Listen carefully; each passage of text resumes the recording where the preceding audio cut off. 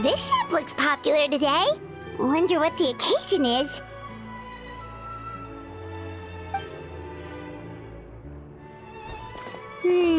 Butterfly Dew Cosmetics now on sale. Looks like it.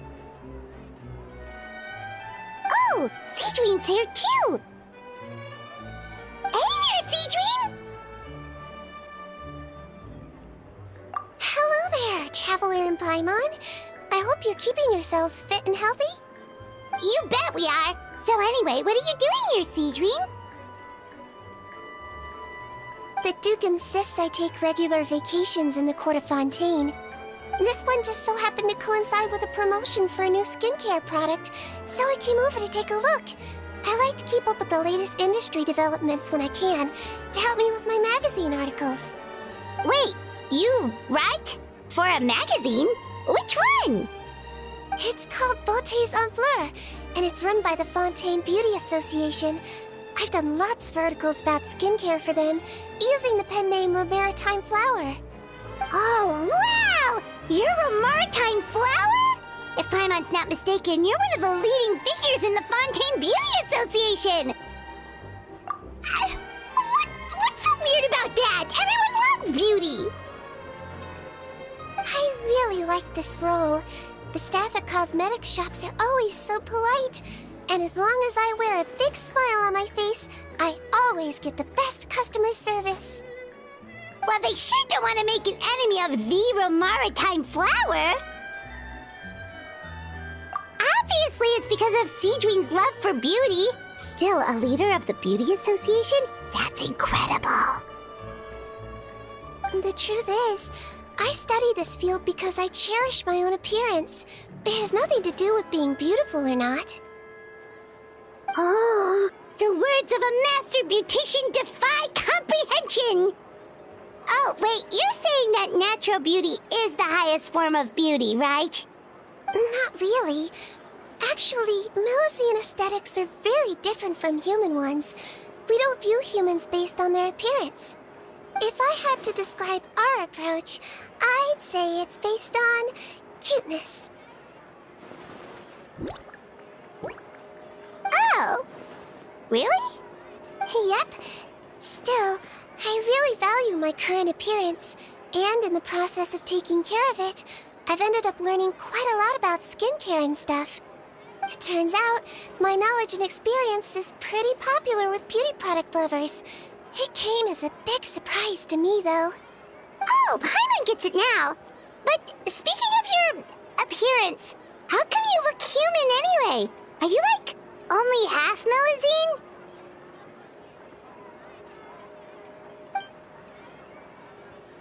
Ooh, wait, sorry. That was probably really offensive, wasn't it? No, I don't mind.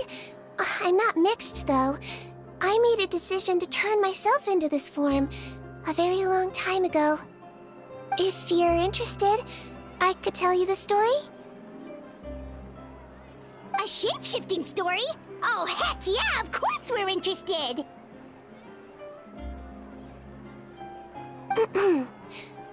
Once upon a time.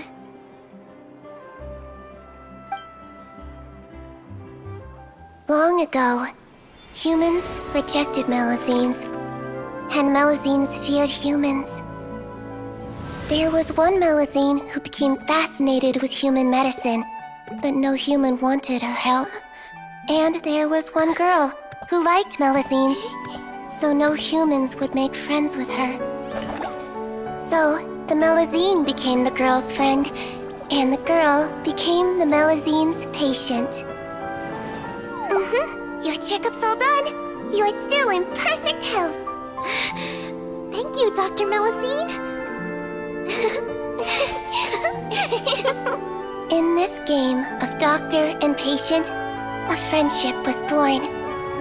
Then, one day, the girl fell ill.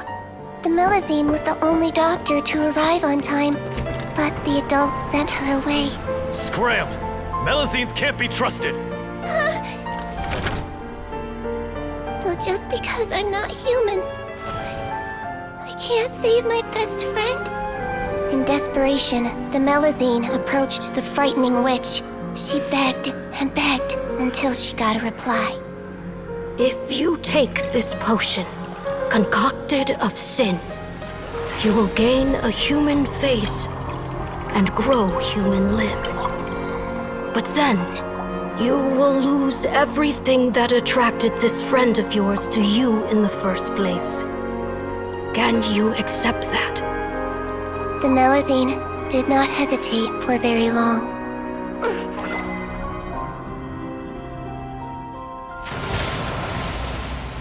On a rainy night, a little doctor knocked on the girl's door. The doctor wore a hood and raincoat, maybe to protect her from the rain, but maybe also to hide a secret. The little doctor held the girl's hand and treated her illness, just as she had so many times before.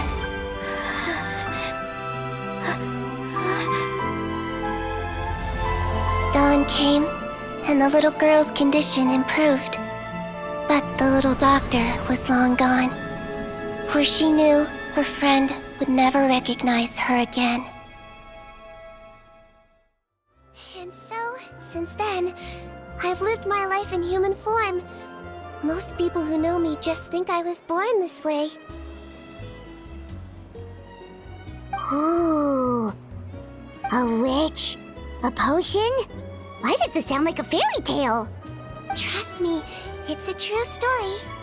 Must be the way you told it then. It just sounds so... Yeah, not every Melazine would take human form to save their human friend. That must have been a huge decision. Treating patients is a doctor's duty. We must always find a way, even when the going gets tough. Ugh. It's so crazy that they turned you away just because you were a Melazine, especially when their daughter was so sick. Well, sometimes appearance can be a real barrier. But that was a long time ago. I like how I look now anyway.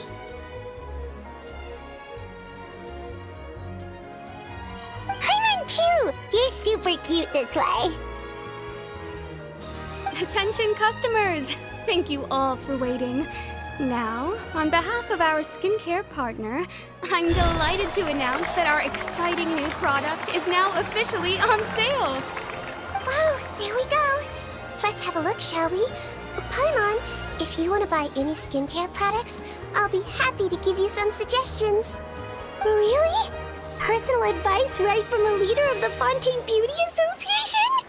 What an honor! Allow me to introduce our newest skin lotion, Butterfly Dew. I'm sure many of you have already read about this product's trials in the newspapers. To say that it improves skin quality is an understatement.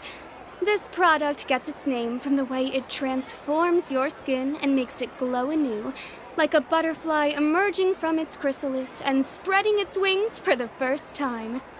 We are thrilled to have the inventor of this fantastic product with us here today.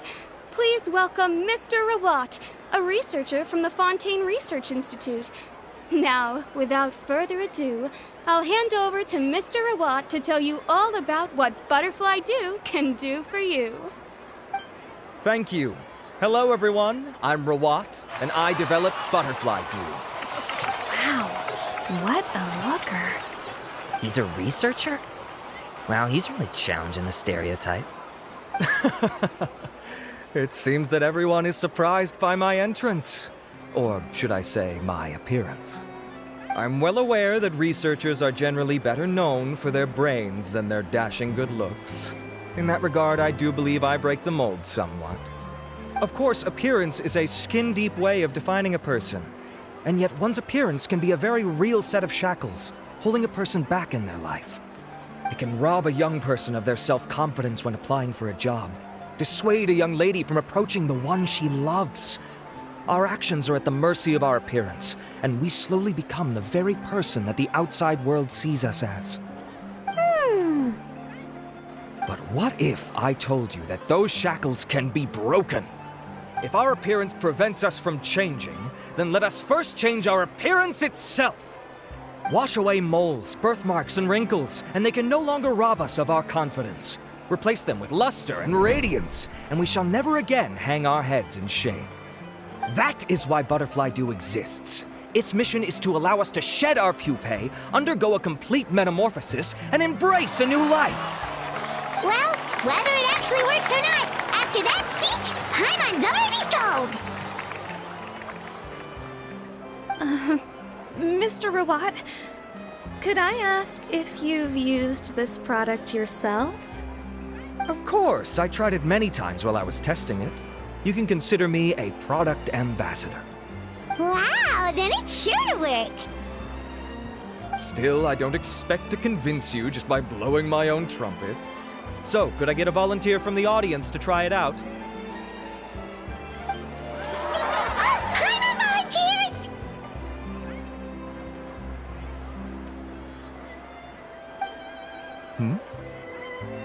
Oh! Ah, what an honor! It appears we have a giant of the Fontaine Beauty Association here with us. In that case, Miss Sigewinne, could we seek your most expert opinion on this product? Sure. Whoa, is that a maritime flower? They say she's the pickiest user of skincare products in all of Fontaine. Here you go.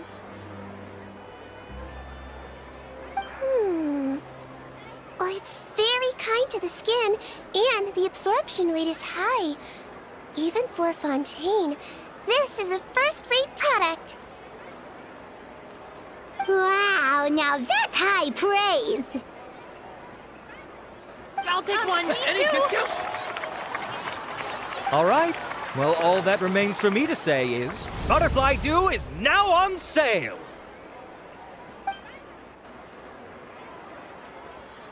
Think we should buy a bottle too? Aww, really? Well, it's still good to care for your skin though, right? Paimon definitely feels kinda rough from being exposed to the elements all the time. And if you're worried about whether it's the right product for you, well, luckily for us, Sigewinne's here, so we can get an expert consultation.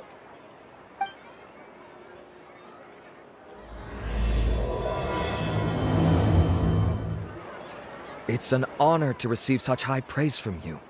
To be honest, I was also hoping you might be able to point out some flaws in the product so I can keep improving it. With most skincare products, the pros and cons only become apparent with long-term use. Yet, this one has instant benefits, improving skin quality without any obvious side effects. It's one of a kind. Don't worry though, I plan to keep using it, and I'll publish regular reviews in Beautés en Fleur. You can read my thoughts there. All you need to do is subscribe.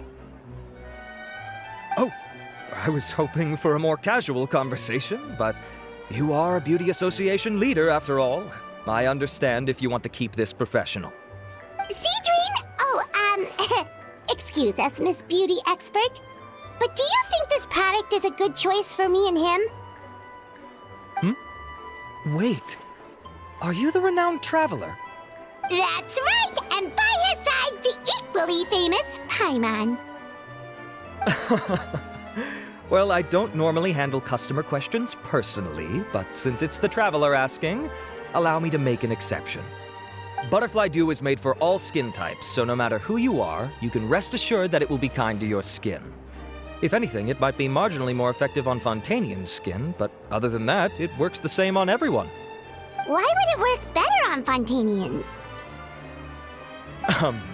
In the interests of protecting my trade secrets, I'm afraid I can't answer that, Miss Paimon. Alright then. How about a friend discount? Save yourself the trouble. I'd be greatly honored to have both of you use my product. Here, take 2 bottles for free.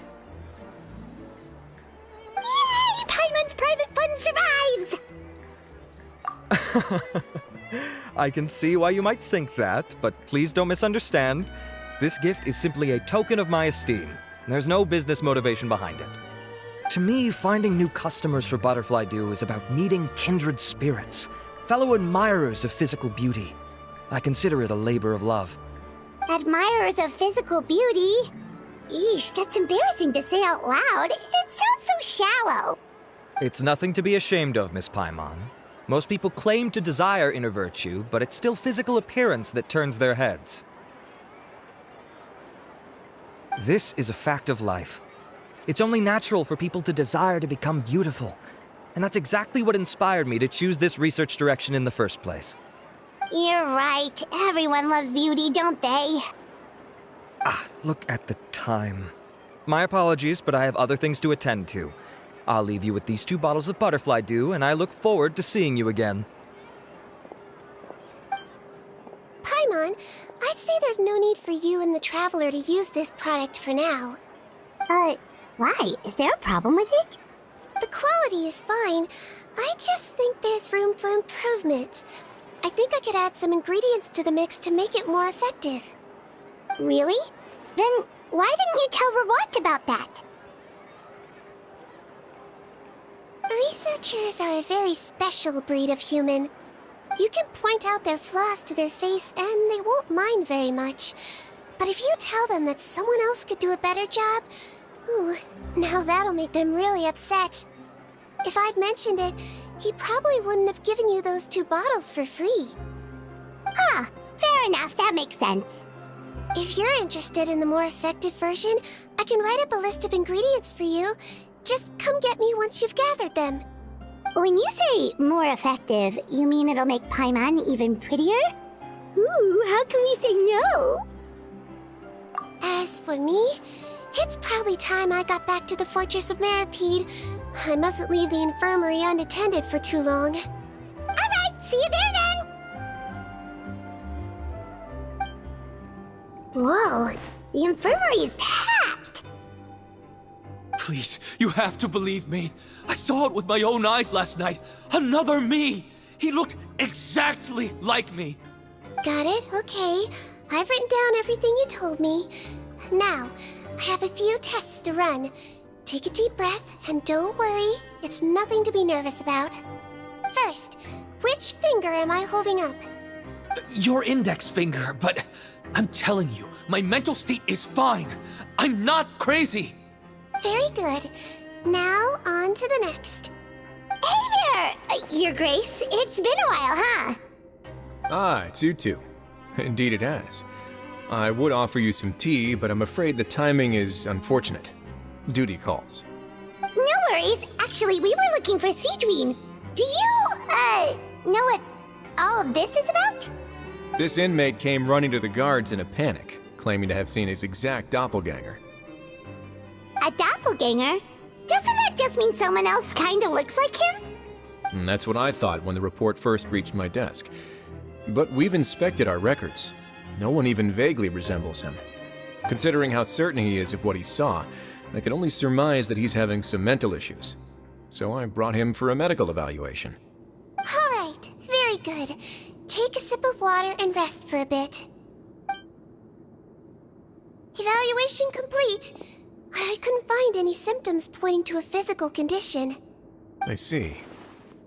So do you still believe there's more likely to be an issue with his mind than his body? I have to assume so for now.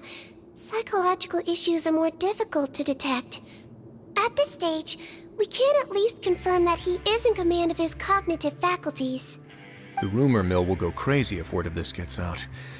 Guards, take him to the ward for a period of observation. The Marachose Phantom has requested my cooperation on a case, otherwise I'd deal with this myself. Sorry for the trouble, head nurse, but I'll have to leave this to you. No problem, Your Grace.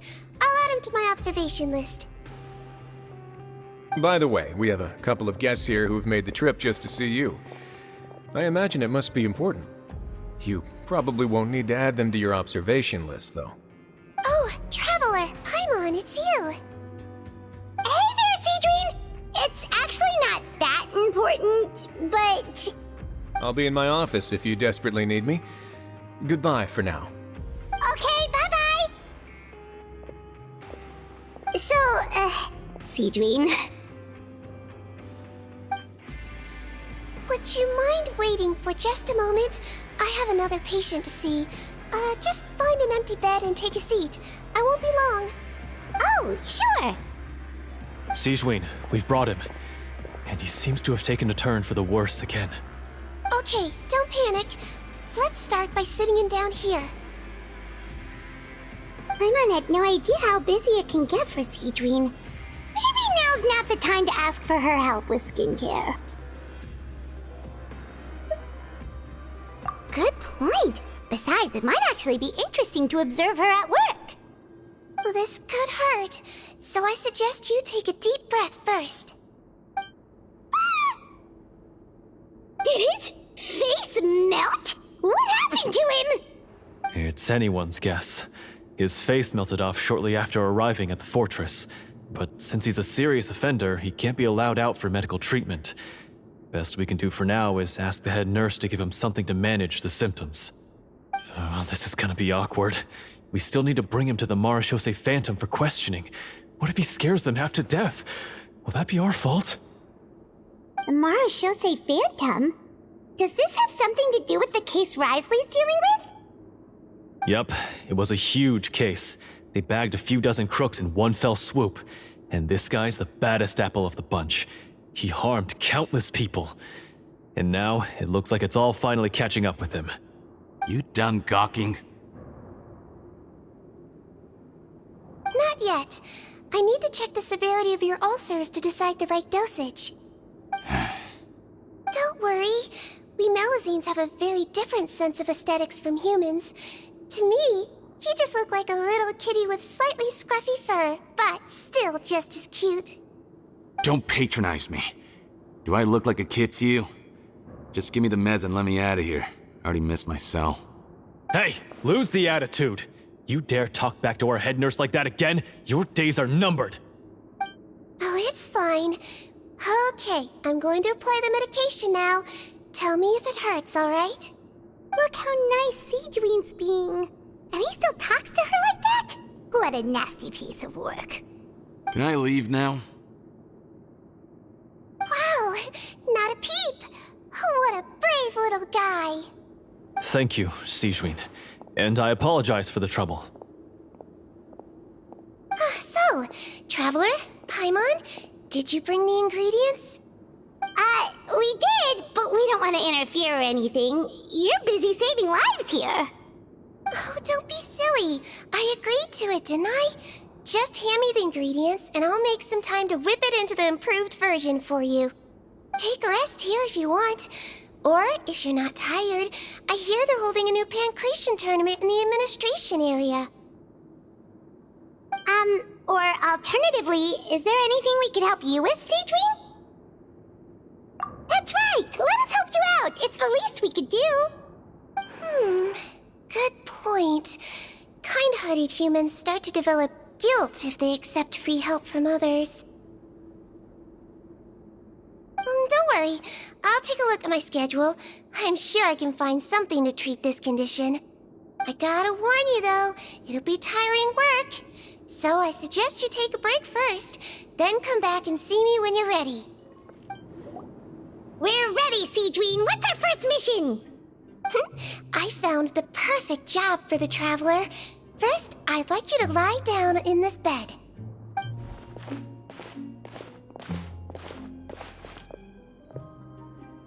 What for?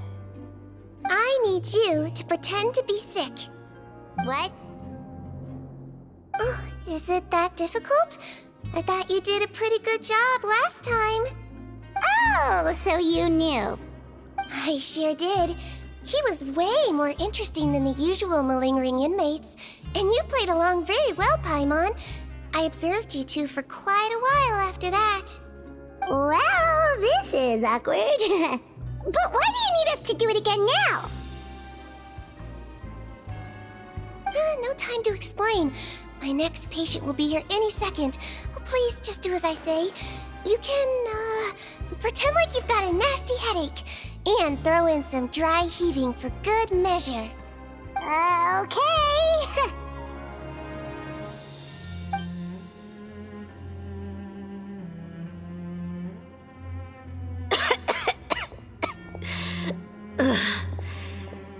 Duck. It's me. I'm only here because my mom won't stop pestering me about it. So annoying. Well, your mother has enough on her plate with a busy job. Well, the last thing she needs is to worry about you being sick as well. I know. I shouldn't treat the place like a playground. Shouldn't go swimming in the lower levels where we join up with the sea, because it'll give me a cold and distract her from her work. I thought I'd be able to have some fun here at the fortress for a few days, but it's always, don't do this and don't do that.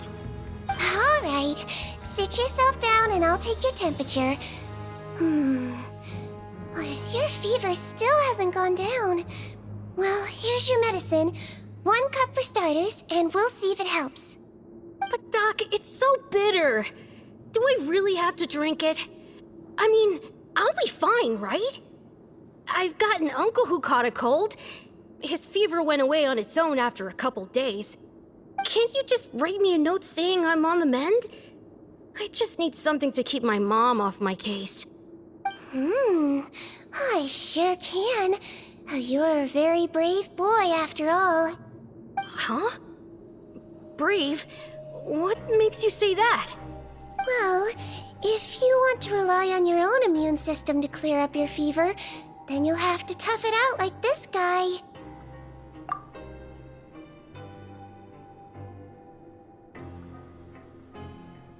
Hang in there, traveler! Are you gonna puke? Paimon can get you a paper bag! Huh?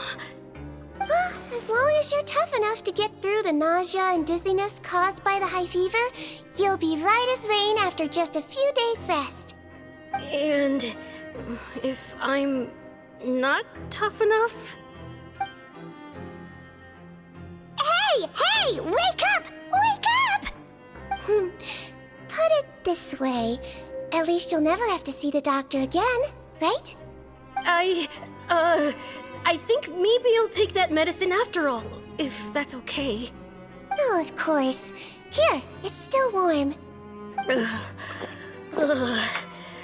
It's so bitter. All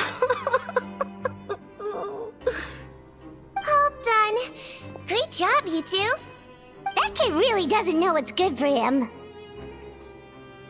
His mother's a guard here. She's been working back-to-back shifts lately, but unfortunately his father's away on a business trip right now. She had no choice but to bring her son here for the time being. He was quite happy at first. He seemed to think that the Fortress of Meropide would be all fun and games. So you made us put on that act just to scare a kid into taking his medicine? That's a pretty sneaky trick. Seems like there's a whole side to Sigewinne we never knew about. It's a technique I learned from my teacher. Oh, you had a teacher? Was she a Melazine doctor too? She was human. She passed away a long time ago. Oh, sorry. No, it's fine.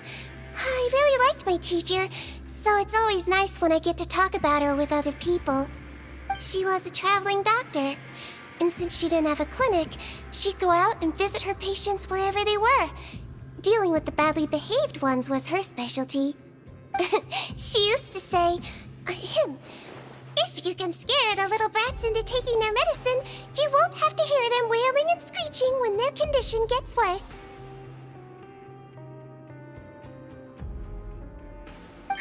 She sounds like a pretty strict teacher.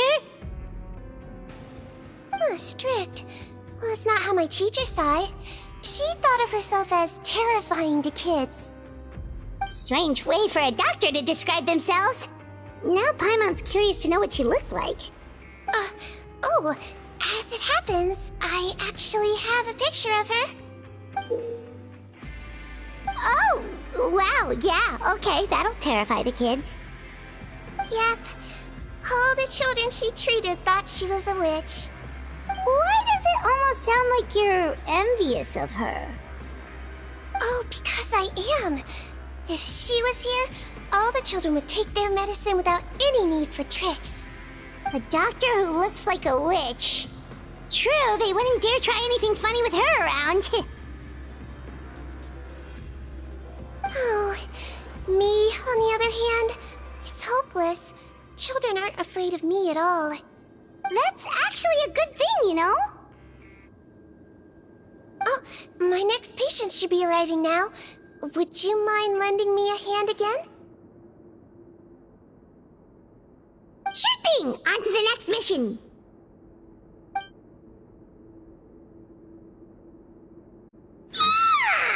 Is it nighttime already? That flew by. You really have a busy job, Sigewinne. Well, thanks to you two, it was much easier today. Aww. Should we get some rest? It's getting pretty late. Oh, there is one last thing. I have to keep it confidential, so I usually leave it till after everyone's clocked out. Confidential? Are you sure you can tell us? It's fine. You're not living here anymore, so it's okay if you know. All it is I have to prepare some ingredients to make healthy meals with. Wait, you mean those healthy meals? My patients refuse to eat any healthy meals I prepare in front of them, so I have to prep the ingredients in secret, then let the chef at the Coupon cafeteria handle the rest. Considering even the chef's version makes people uneasy, it really makes you wonder what's in it. You want to find out? I can teach you how to make it. That way, if you ever suffer from exhaustion on your future travels, you can prepare a healthy meal for yourself. It's really good for you, you know. Sure? Guess we can help out one more time.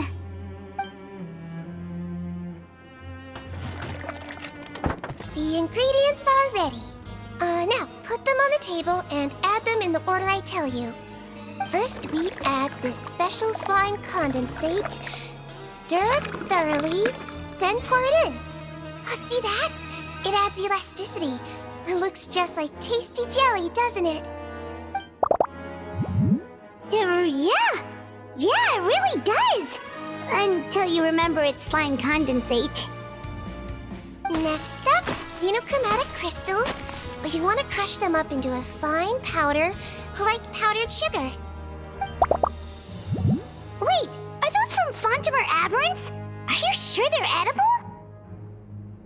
Finally, we'll need some high-protein meat. Frogs are an excellent choice. You just need to clean their innards, and then you're left with some lovely, tender meat. Oh! Frogs.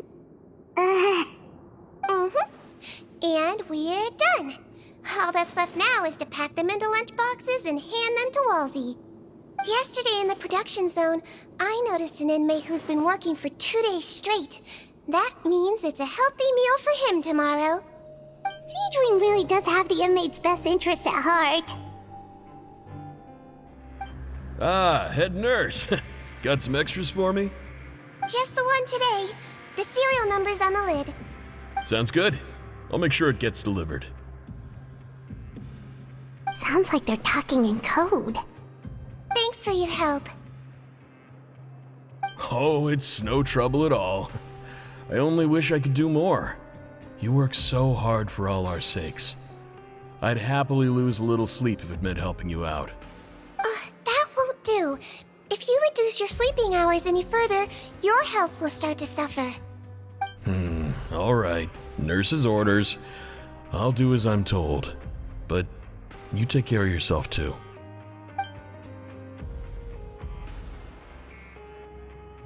Well, I'm done with work for today. Thanks for helping out, you two. Seems like the guards and staff here have a lot of respect for you, Sigewinne. In just one day of helping you with your work, it feels like we've done a lot for the fortress. Head nurse, please, wait. I'm sorry to disturb you this late at night, but I think you'll agree, this is urgent. Okay, just relax and catch your breath. What's the matter? The guard at the observation ward, Odilon, he told me to pass on a message to you. One of the inmates there, the guy suffering from possible hallucinations, well, he seems to have made a sudden recovery, and now he wants to apply for permission to leave the ward. Huh? Already? You were right to tell me. I'll have to examine him and make sure he's well before we discharge him. Looks like we've got one job as medical assistants left. We'll come with you.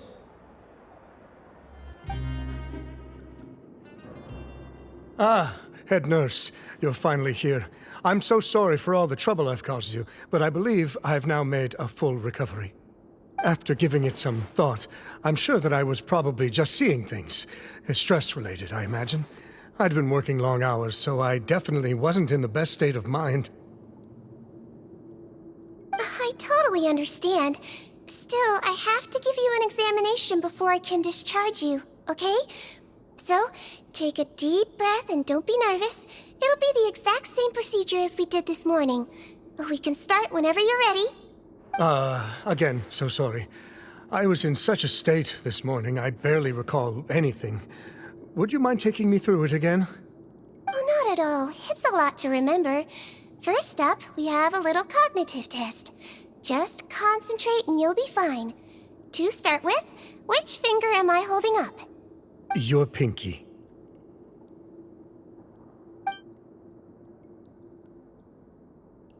All right, all indicators seem normal.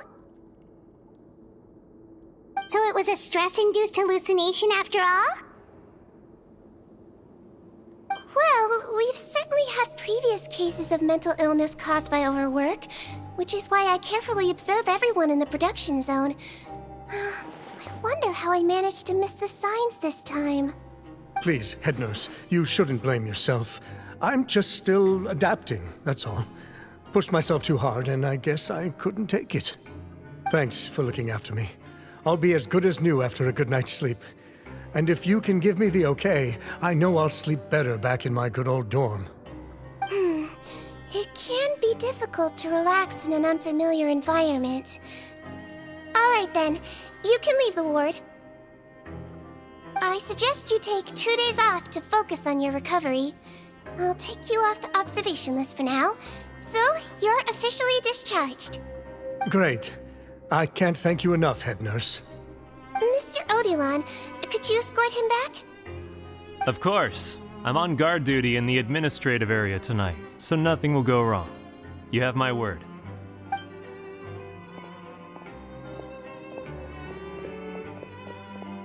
Guess you're finally done for the day now, huh? Yep. But I still haven't gotten around to making that improved lotion for you yet. Oh, no rush! Seriously, it's super late now. You should go get some rest too. Well, tomorrow it is then. Good night, Traveler. Good night, Paimon.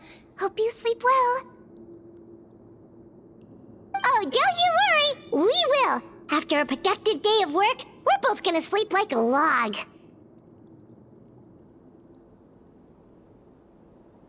Yeah, sleep tight, Sigewinne. See you tomorrow. Whoa, how is the infirmary even busier than yesterday? Good morning, Traveler and Paimon. I have a few people here for a checkup, so you might need to wait for a while. No problem. Anything we can do to help? There's a bit of a complicated situation here. I'm still getting to the bottom of it myself. You have to believe me. I'm telling the truth. You're in a medical facility. Keep it down. Please, listen to me. I'm not Gascon. I'm Uy. You're a horrible liar, you know that? We get all your mugshots with the arrest warrants. It's clear as day that you're Gascon. You mean because of the way I look? I don't know what happened. I just woke up like this. Then you guys dragged me in here for an interrogation. I brought you here to figure out what's going on. If you truly are the victim of an injustice, yelling isn't going to achieve anything. At most, it'll delay your vindication. All right. I get it. This is nuts. Yesterday's interrogations went fine, and now this. Morning, Your Grace. What's going on? Remember the case I mentioned yesterday? The one brought to me by the Marachose Phantom? Well, we've been questioning the inmates involved this morning. Every single one of them is claiming mistaken identity. Huh. That's even weirder than what that guy was saying yesterday. The thing is, none of them have been able to provide any evidence whatsoever to support their claims. Questioning them further got us nowhere, so for now, we've brought them to the infirmary. And we thought yesterday was as busy as it got for Sigewinne. We've compiled their statements. Have a look. Perhaps there's something we missed. Wait. Release? Interesting. The inmates they spoke of in their statements appear to all be due for release today. I noticed that too. If that's their plan, they're underestimating us a little. Every serious offender claims that there's someone else who just so happens to be due for release today. And they're expecting us to go along with that. All the more reason to be cautious. Lumberzar, check the release list for today and make sure no one gets processed. We're gonna need an excuse, though. Just say we're out of forms, and that we're furiously printing more as we speak. I'm on it. It's conceivable that our group of serious offenders somehow found a way to switch places with inmates who are about to be released, so they can walk out right under our noses. We did consider that possibility. But I mean, just look at them. They match the warrants, period. How could there have been a switch? Only if they're dead ringers for the inmates due for release, I suppose. I gave you that name list yesterday to assist in your investigation. Did that help? Yes, the inmates' mugshots were attached to the list. The first thing I did was check for lookalikes, and I didn't find any. The only other thing that stands out to me is that their voices sound a little different today. But it's not exactly hard to put on a fake voice. Oh, really? What does our head nurse make of all of this? Give me a moment. I think I have a way to confirm whether there's been a switch. I know, it's not time to change your dressing yet, but please bear with me. Huh? Isn't that the guy from yesterday? This should be Honore. He has very severe facial ulcers, which require an operation in the hospital at the Court of Fontaine. I authorized him to leave the fortress for medical treatment under guarded escort. Yes, like I told you. I'm not Putton. I'm Honore. So there has been a swap. Well, I can see what happened in Potton's case, but how do you explain the other inmates? You're not telling me their souls switched bodies, are you? No, I believe it was their faces that got switched. The method is a bit like replacing a tooth. Take the bad tooth out, put a false one in. And actually, I think I can prove it to you. Traveler, Paimon, do you remember Eric from the other day? Yeah, sure do. Then you can be my witnesses. To start with, please fetch the inmate who claims to be Eric. So, you're Eric? Yes, head nurse. It's me. You do believe me, right? I need to do another examination on you. Same procedure as yesterday. All right. It's the cognition test first, right? So I need to concentrate. Now, try to recall if you can. The last time we did this test, which finger did I hold up? I believe it was your index finger. But that means... Huh? So basically, last night, the Eric who said he saw another him suddenly recovered and applied to leave the observation ward. Sigewinne did another test before letting him leave, but that time, she held up her pinky finger. Huh? I don't know about any tests last night. There was nothing to do in the observation ward, so I went straight to bed. Then I somehow woke up in a high-security cell. Well, in that case, there is a reasonable explanation for the strange events of the past 2 days. So, what exactly happened? The gang of serious offenders wanted to break out of prison, so they identified a group of scapegoats, namely inmates whose terms were almost up. and planned to switch appearances with them. Last night, when Odilon was on duty, they ambushed him and had one of their group switch appearances with him using their face-swapping method. That allowed them to avoid scrutiny from the other guards. Then, once all the other inmates were asleep, Odilon spent his night shift carrying out the remainder of their switcheroo plan. However, they made one mistake. Henri changed his appearance to match Eric's earlier than he should have done, and ended up being spotted by the real Eric. Real Eric came to the guards for help, but we didn't know then what we know now, so we put it down to hallucination and sent him to the observation ward. However, since one of the gang members was posing as a guard, they simply changed real Eric's appearance and had their Eric take his place, muddying the waters even further. Right, because I put Eric on the observation list by then, and no inmates on that list can be processed for departure until I've discharged them. Hence why the imposters had to pull that little stunt to get fake Eric off the list. Yeah, it all makes sense now. The Duke cracked the case. Well, I can't fault the reasoning. But I'm afraid that we ruled out the possibility of face switching very early on in this process. Criminals altering their facial appearance to commit crimes is nothing new. In fact, one of the explicit duties of the Melazines in the Marachose Phantom is to identify criminals in disguise. We carefully examined all the suspects, and there is no evidence that any means of disguise were used in this case. Huh. Well then, how do we explain all this? So far, it seems more likely that the gang stole documentation belonging to the inmates due for release, and are using that to commit identity fraud. Actually, there is a potion that can completely change someone's appearance.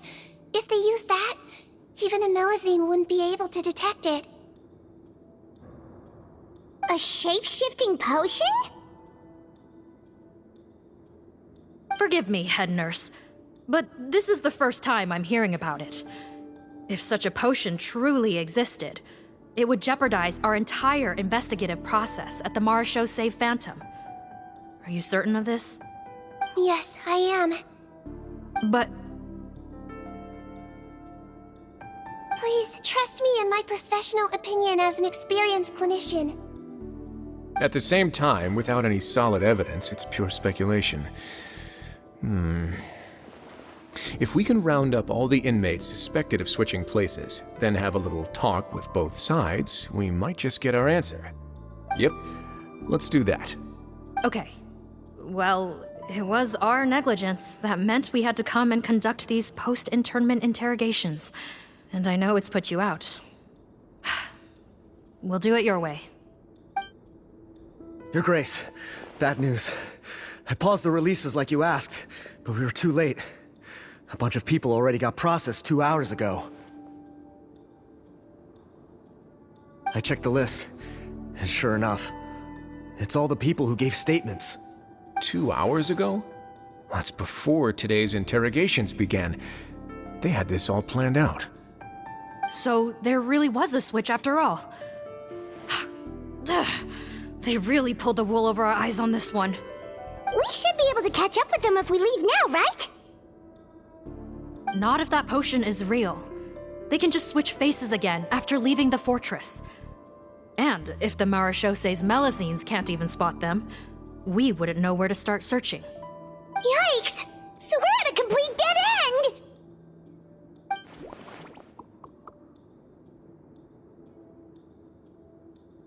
Well, technically there is one more lead we could follow up on.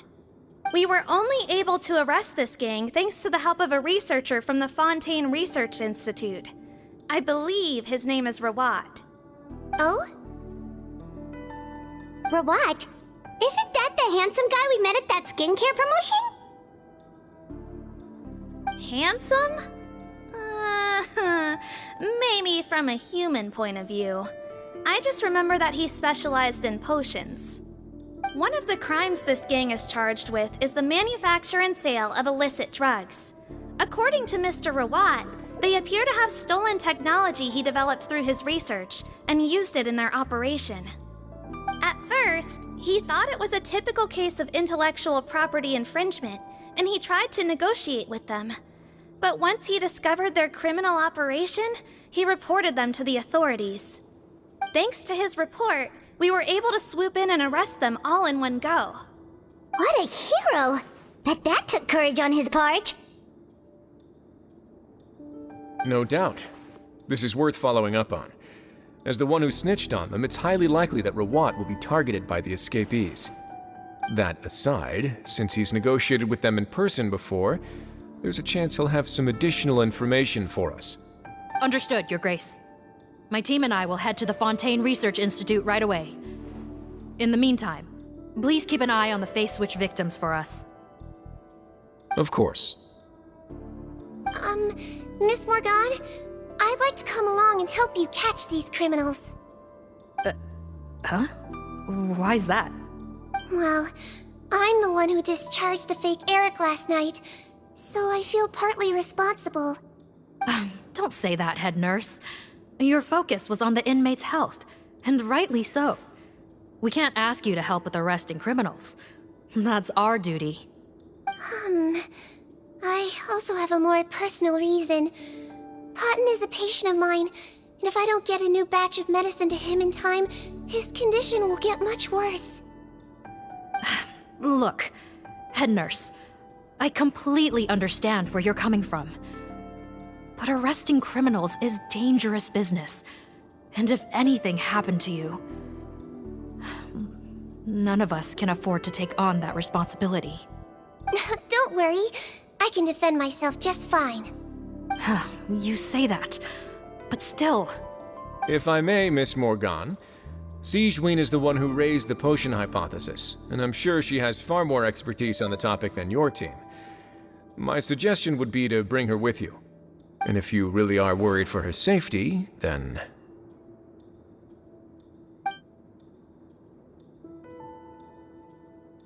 Ah, there you go, right on cue.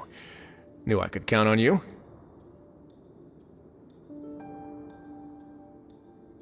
Okay. Well, since this plan has the Duke's blessing, far be it from me to refuse. We should head off immediately. Time is of the essence.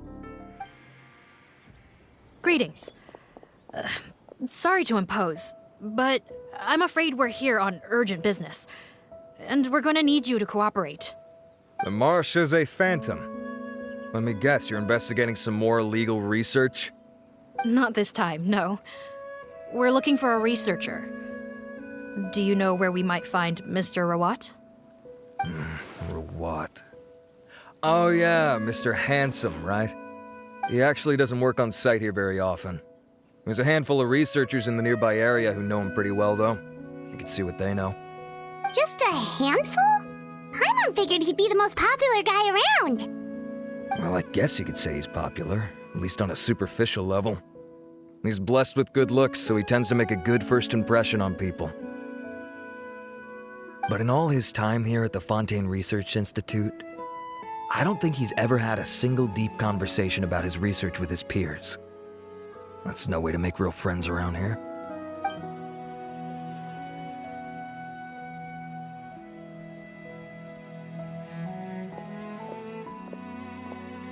That's so weird. He definitely didn't come across like a recluse at that product promotion. I don't find that weird at all. He definitely didn't strike me as the kind of guy who's, good at making friends. Really? Paimon couldn't tell. Must be a Melusine perception thing. Okay, we should talk with his acquaintances. But we also need to check the Research Institute for any clues. Let's split up. It'll save us some time. Sure thing. We'll go ask around among the other researchers with Sigewinne. Paimon's suddenly kind of curious to know what everyone really thinks of him. Excuse us, are you Audrey?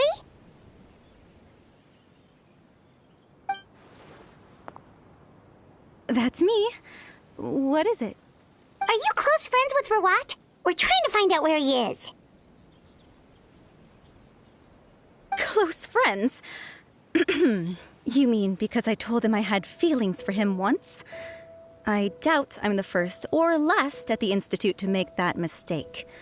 Why would you single me out as a close friend? I should have known, really. Men like him, they just enjoy being surrounded by fawning women. They're not interested in a serious relationship. Okay. We were just kind of wondering if you might know where we can find him. Why would I know where he's at? I barely know him, and he probably doesn't even remember me. Ugh, this is getting annoying. Shall we go ask someone else?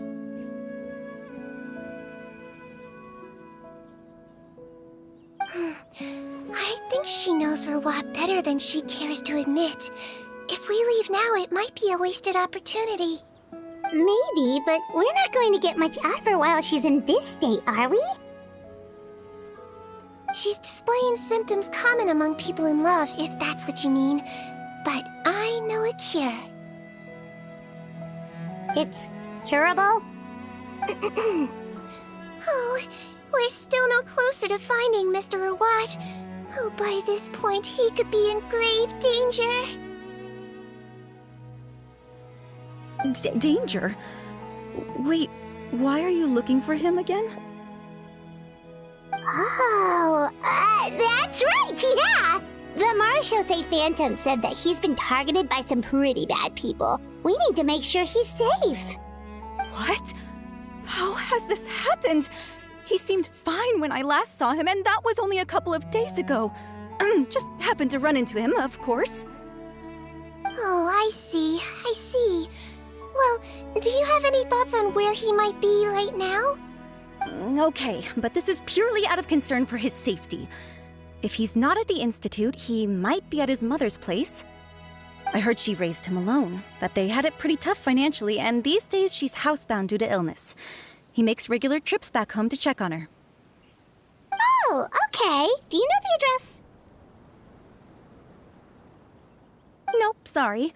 I only found out the thing about his mother because it came up in conversation once.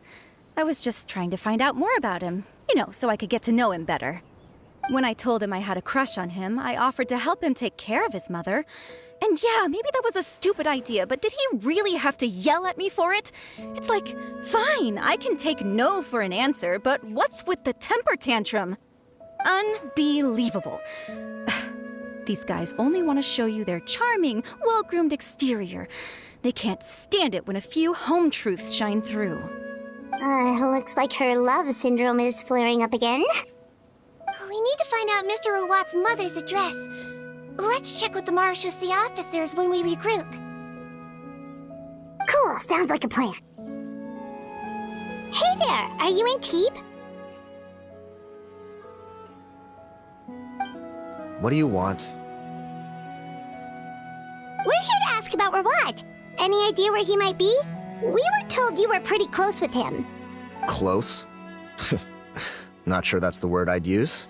He wouldn't even let me use his patent. Huh? It's been a good few days since I last saw him. I don't know where he's at. Go ask someone else. Would the patent in question happen to be related to the new skincare product he developed? Yeah, kinda. Butterfly dew, or whatever he calls it. I heard he made a tidy sum off of that one. Okay, now we're getting somewhere. Keep going. Most of the other researchers here focus on mechanics, energy, stuff like that. I get why he wouldn't be interested in having anything to do with them. But I'm studying coatings. There's a huge overlap in our areas of research. Why would he refuse to work with me? I bought his product once and noticed it contains a unique substance that might have applications in coatings too. If it worked out, I could probably make as much as he's making. Don't get me wrong, I had no intention of plagiarizing his work. I was hoping to get official permission to use his findings in my own research. Followed the proper procedure. It was all above board. I would have had to pay him a license fee and everything. But despite that, he turned me down not once, not twice, but 3 times. It's like he's vehemently opposed to the idea of anyone else making the kind of money he does. Huh, so is Rawat antisocial, or is this guy just jealous? Well, it doesn't look like we're gonna get any info about Rawat's whereabouts from him. Let's go! Wait, 1 second. Mr. Antibes, Next time you go shopping, you should buy some Buell fruits. Peel the skin, steep in water, then drink. It'll help calm your mood. Huh? Yeah. Thanks. Sorry to bother you, sir, but are you Bertram? Who's asking? Just some concerned citizens helping out the Marechaussee Phantom with an investigation. We'd like to ask you about Rawat's whereabouts, if that's okay. We're told the two of you are pretty close. Not anymore, we're not. Turns out we don't see eye to eye. Oh yeah? What happened? The thing about us researchers is, most of us do what we do for some sort of higher purpose. But not Rawat. All he cared about was how to commercialize his findings. He won't even let you work with him unless you sign a confidentiality agreement first. Also, he has better control over who gets which intellectual property rights. How are you supposed to get any meaningful research done working with a guy like that? Now that I've got my own technical solution for my compressor, I don't need to work with him anymore. So that's what Rawat is really like. We'd still like to know where to find him. Is that something you can help us with? Wait, you're... Yeah, I know you. You're the head nurse at the Fortress of Meripede. Alright, then I'm happy to help you if I can. I respect the work you do. Medicine serves the highest purpose of all the sciences. Wow, turns out Sigewinne's got some real clout. Thing is, I have no real way of knowing where he might be. I stopped working with him 2 months ago, and I've barely seen him since. But if you want my advice, I'd say go talk to the peddlers. There's a few he meets with every other day or so. Maybe they know where he's at. Peddlers? Yeah, back when I was working with him, I noticed he met with them quite often. Wouldn't surprise me if they were involved in some shady business together, because it seemed like they went out of their way to avoid discussing anything in my presence. The little I overheard was about manufacturing and selling pharmaceutical drugs. Like I said, he's all about the money. Drugs? Doesn't he work with skincare products? Do those count as drugs?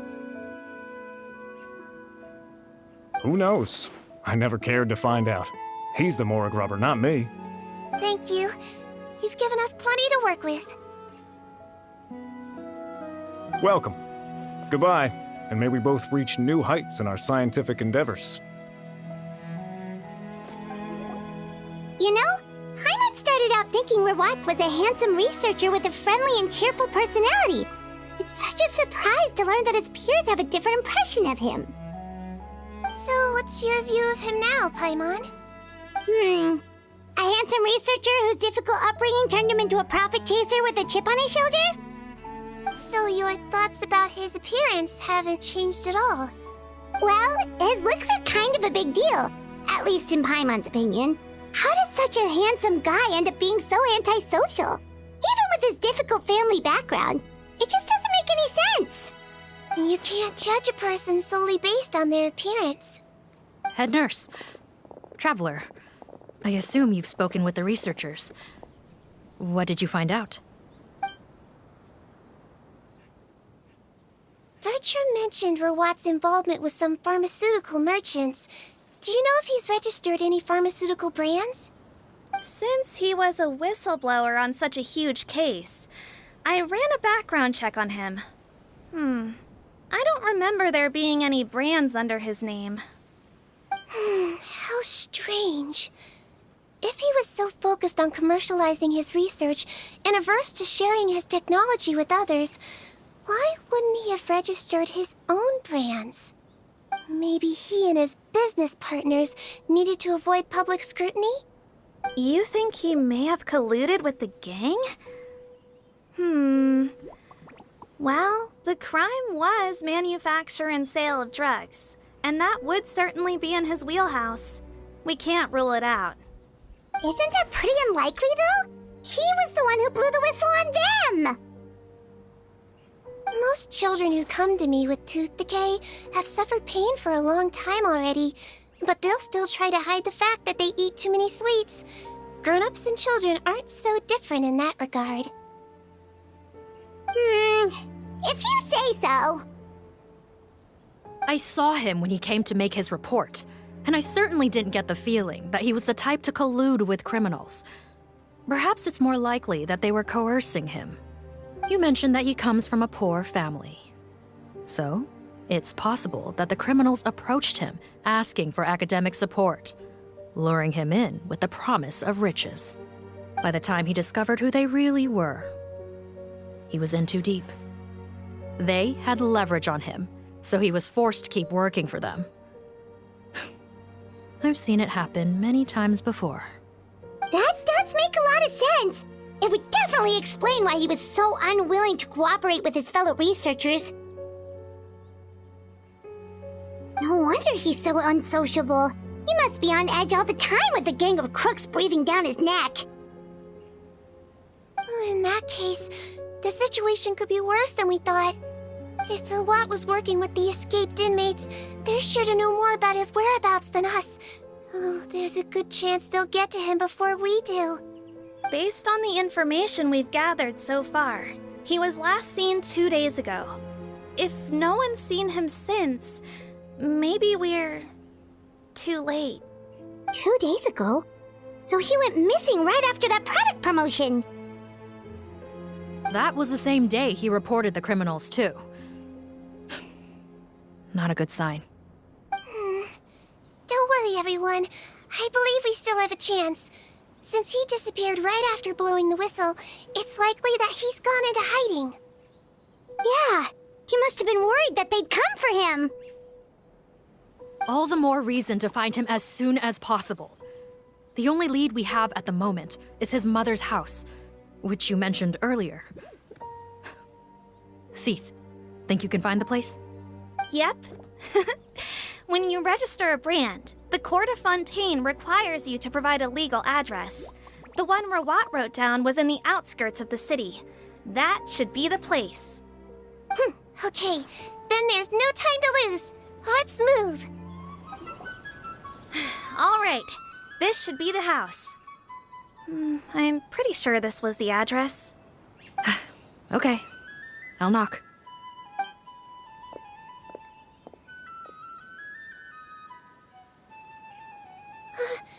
Sounds like whoever's inside has restricted mobility.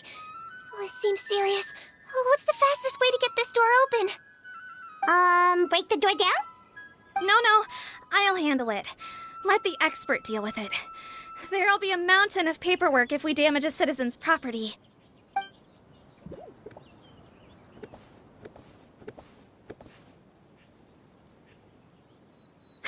Calm down. Deep breaths. Remember your training. Control your strength. And... it's open! Seath, take a few people and lie in wait. Keep your eyes peeled for any activity around the house. The Traveler, head nurse, and I will go inside. Hello? Anyone home? Oh, there. On the bed, there's an old lady. That's gotta be Rawat's mother, right? She doesn't look like she's in any state to be answering our questions, though.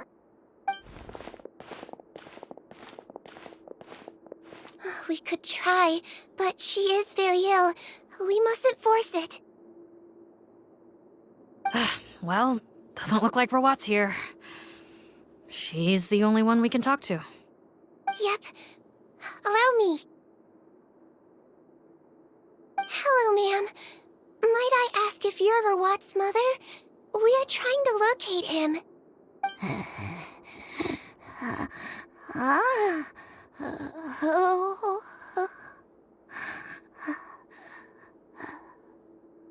Hard of hearing, perhaps. Does anyone have a picture of Rawat? I have one here. I'd like to show you a photo, ma'am. Is this your son? Do you know where he is?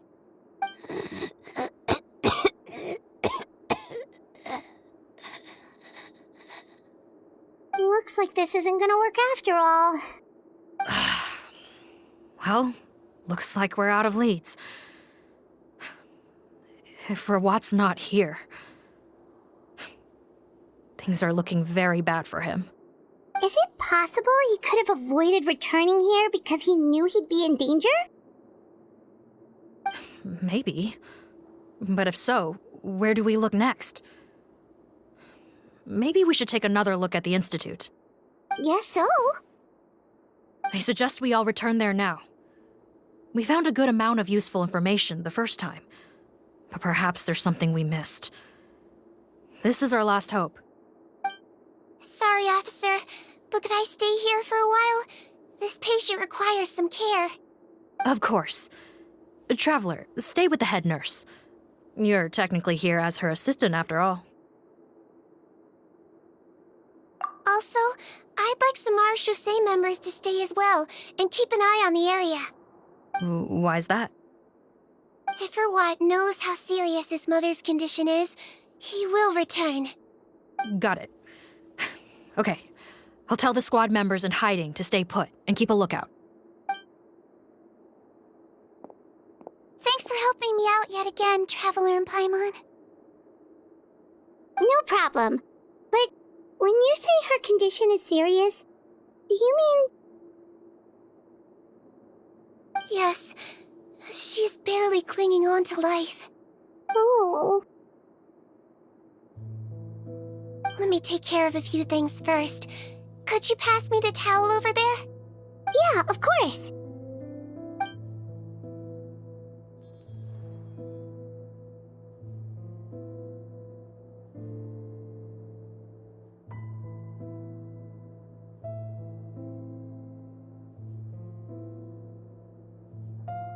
I can tell that her family has tried a lot of different treatment methods, including some very expensive medicines. Unfortunately, her condition is so multifaceted that a recovery looks all but impossible. Sigewinne, Paimon bets being a nurse must be pretty tough at times like this.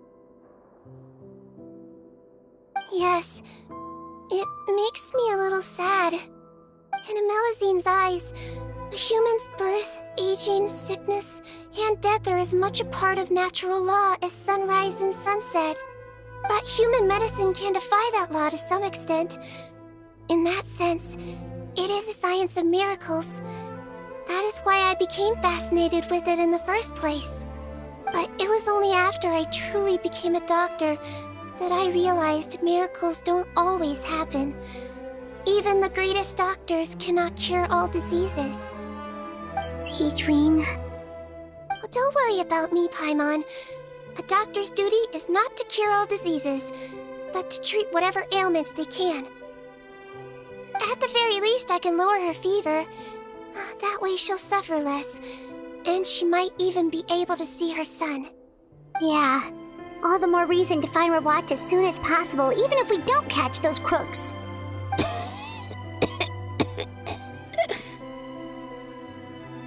Her fever is getting worse. Could I get some hot water? Sure, we're on the case. Found the hot water? Sure did. And look what else we found. Judging by this journal, it seems like Rawat has a private lab. There's a good chance he could be there right now. We gotta go tell Officer Morgan right away. Oh, that's great news. But hold on just a moment. The wet towel is ready. I'm giving you another injection. Are you feeling better now?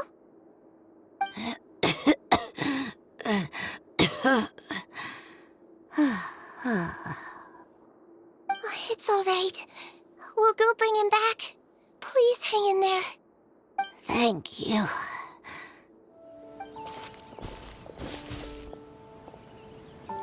It's Officer Morgan! They're already here!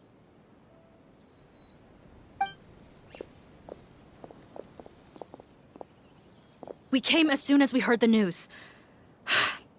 I can't believe we were so careless. The most crucial information of all was hiding right there, in that room. And we missed it. Don't blame yourself. Right now, we need to focus on finding a way in. There's a mechanical door over here! Hopefully the instructions in Rawat's journal will help us open it.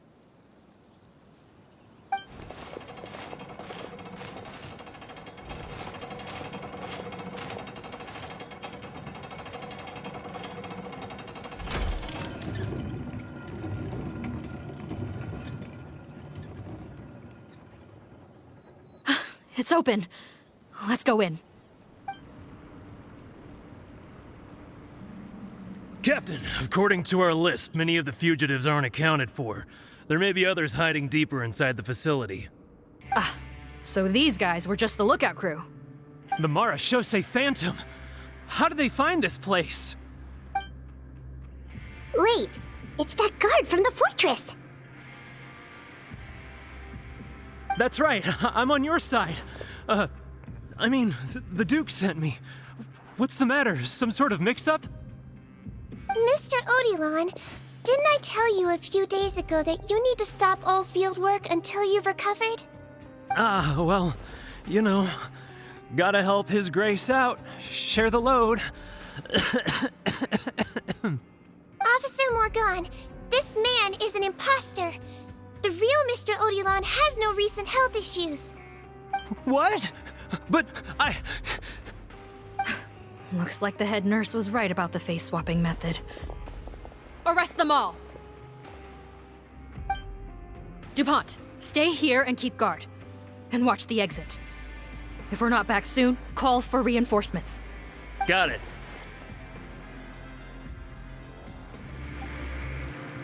So many jars. Was this some sort of production facility? This scent, it's probably the ingredients used to make butterfly dew.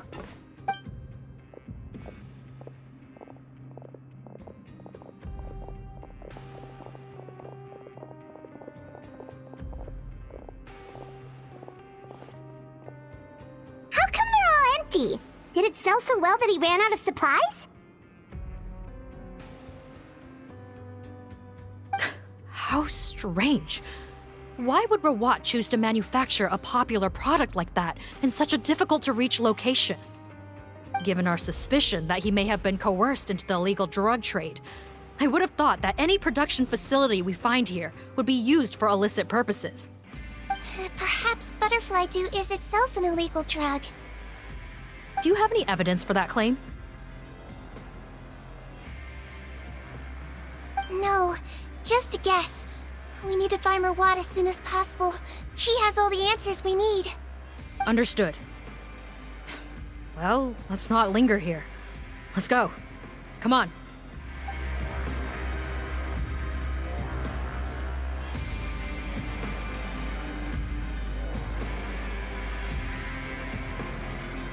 This room's much smaller than the others. Judging by the implements on the table, this looks like a potion-making lab. Head nurse! Over here!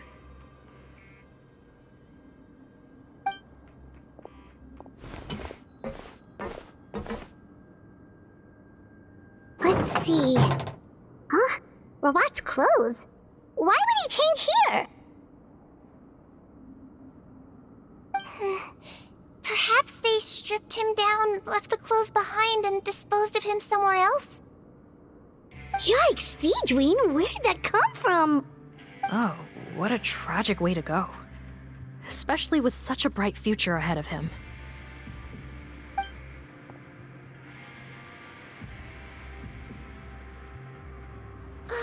There's a path leading further on, Officer Morgan. Let's keep up the pace.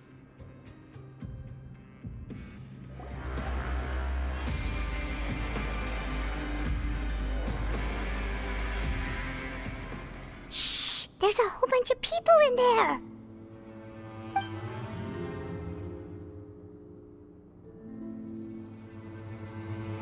Are you serious? You're telling us that within a day, our faces are going to rot like yours? Fontanian physiology changed dramatically after that great flood, and it's not as compatible with this face-changing solution as before. The side effects are as you can see.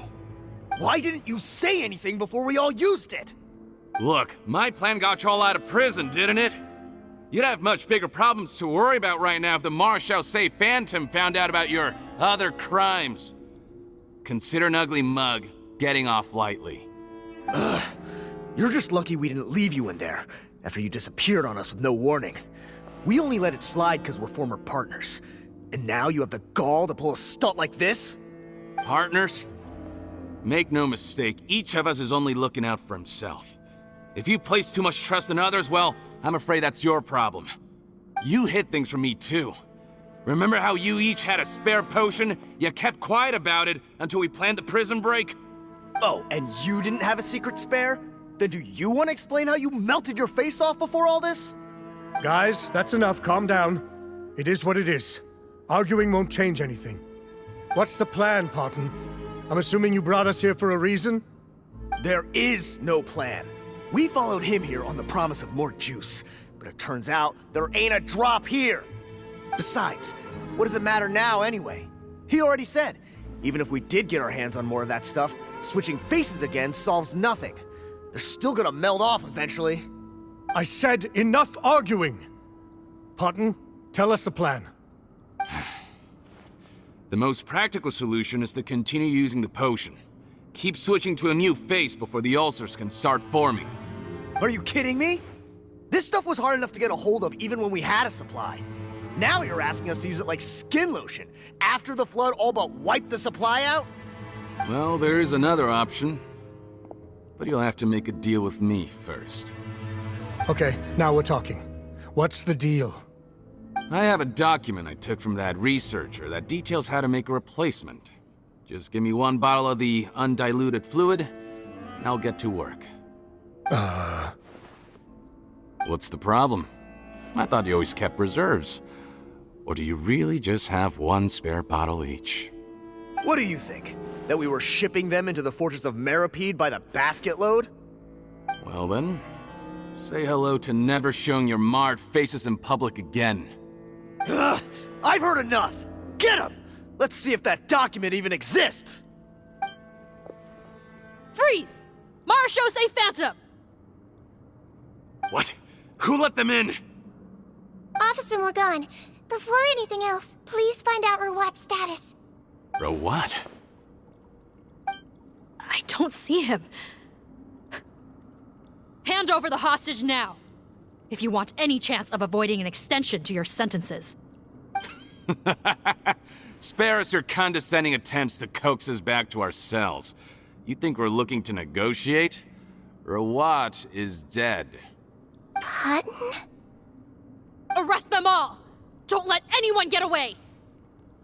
Huh, gotta say, I never expected to see the head nurse in combat. Some patients respond better to a more aggressive treatment plan. Did we get everyone? Captain, we finished the head count. Potton's missing. Over there! The door's closing!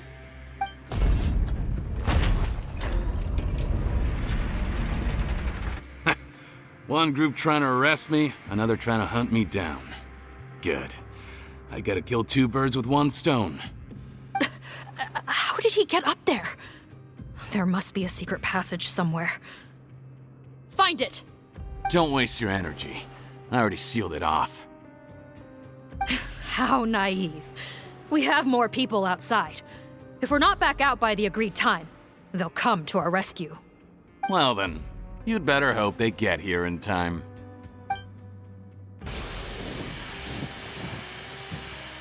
There's some kind of gas leaking from the pipes. Be careful, it's poisonous. This is our distribution center, where we store the product derived from our source solution. We had to use special fire prevention methods to prevent contamination. The pipe network here was designed to emit a gas for firefighting. One little modification later, and it makes an efficient death trap. Why would you do this? Your partners are here too. Oh, please. If they can't supply what I need, they're of no further use to me. Besides, I can't have them exposing my potential whereabouts. He's a maniac! Come on, we gotta find a way to open that door! Go ahead, struggle in vain. Once the last of you croaks, no one will ever find me again. So long! Are you sure you're ready to leave, Potton? You haven't changed your dressing today. You can't cure my face, just give up. And what if I could? Nice try. You're just trying to stall me. Don't you worry about me. I'll find a way to cure my face once I get out of here. Oh, I doubt it. After all, Fontanians can no longer dissolve in primordial seawater. What the? How did you? The key component of the face-changing potion is the fluid left behind by dissolved Fontanians. It might look like ordinary water, but it has some unique elements in it. Before the flood, all Fontanians were oceanids, physiologically speaking. A potion made from that fluid could dissolve and reconstruct the face of a Fontanian in much the same way as hydroidolins change form. Theoretically, it could give someone any appearance they wished. But since the flood, Fontanians have become true humans. They can no longer provide the source material for this potion, nor reap its benefits. Are you saying this potion is made from Fontanians dissolved with primordial seawater? Then their crimes are far worse than I thought. How could you know all of this? No, wait. Of course! Well. So that's why you have a human appearance. It also means that I have a formula you're unaware of. The air's getting thicker. It's getting hard to breathe.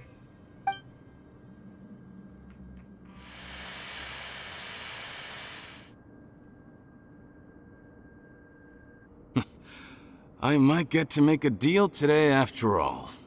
Alright, keep talking. How do you intend to give me the formula? Oh, it's not a formula, but a finished product. I have a bottle of it right here. What? When I tried Rawat's skincare product, I noticed it had a certain special component in it. So I had my friends gather some other ingredients for me, and sure enough, a little experimenting later, I'd produced the potion. I'm guessing his skincare lotion contains the fruits of your joint research? Huh. Impressive guesswork. Yeah, we were a supplier for some of the raw ingredients. But it only contains a tiny amount of the active ingredient. The effect is minuscule compared to the undiluted fluid. Well, I found a way to reverse the dilution process, giving the skincare lotion a similar effect to the fluid it is derived from. That's impossible. If I tell you some of the ingredients, I think you can figure it out. First, you need to combine tainted hydrophantasm tissue with transoceanic pearls at a ratio of around 3 to 7. Tainted hydrophantasms and transoceanic pearls. I see. Can't believe I never thought of that. So, can we make a deal? Sounds good to me. There's a delivery pipeline beneath this window. Drop the potion in, and I'll release you all. Nope, not trusting you that easily. You're like those naughty kids who try to hide their illness. Open the sluice gate first, then I'll hand you the potion. Even if you're not bluffing, your potion won't cure my face permanently. You really think you have any leverage here? I'm not closing the valve this time. Clock's ticking. Fine, then I'll just stand here with the potion in my hand. And when I faint from the poison, I'll drop it and it'll be destroyed. No.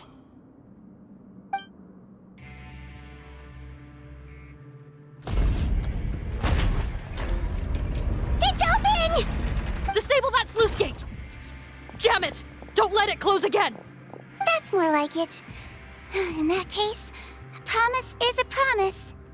Head nurse, there's too much poison gas in here. We have to leave, now! That was too close. That button is a real nasty piece of work.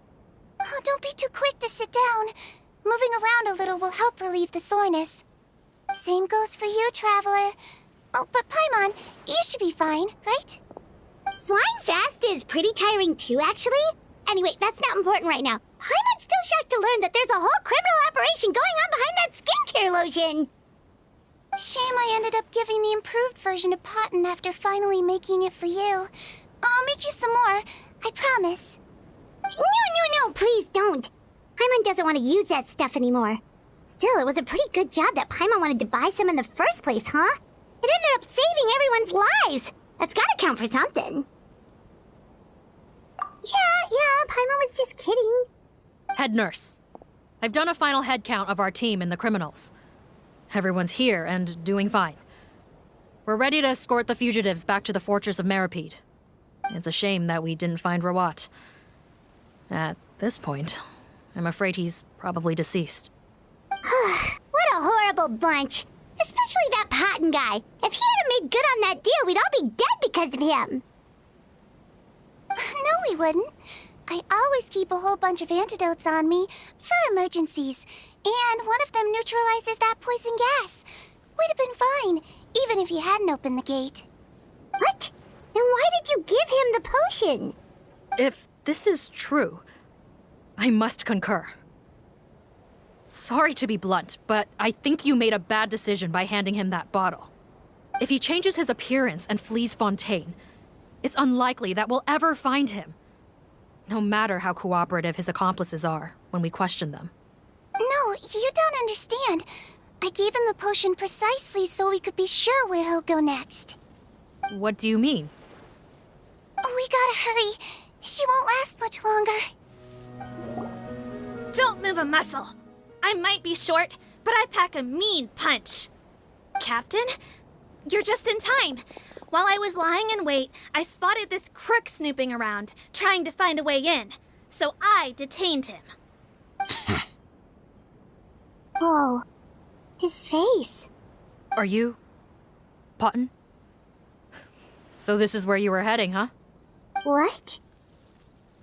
This is how Potton looked before his face was marred. His current appearance matches the mugshot on his arrest warrant. I see. Wait, so what's going on? Wasn't the whole point of the potion to disguise himself and escape Fontaine? Why would he change back to his original face and run right into our trap? Enough of this nonsense. Let me in. You better pipe down. There's an old lady in there who's very sick.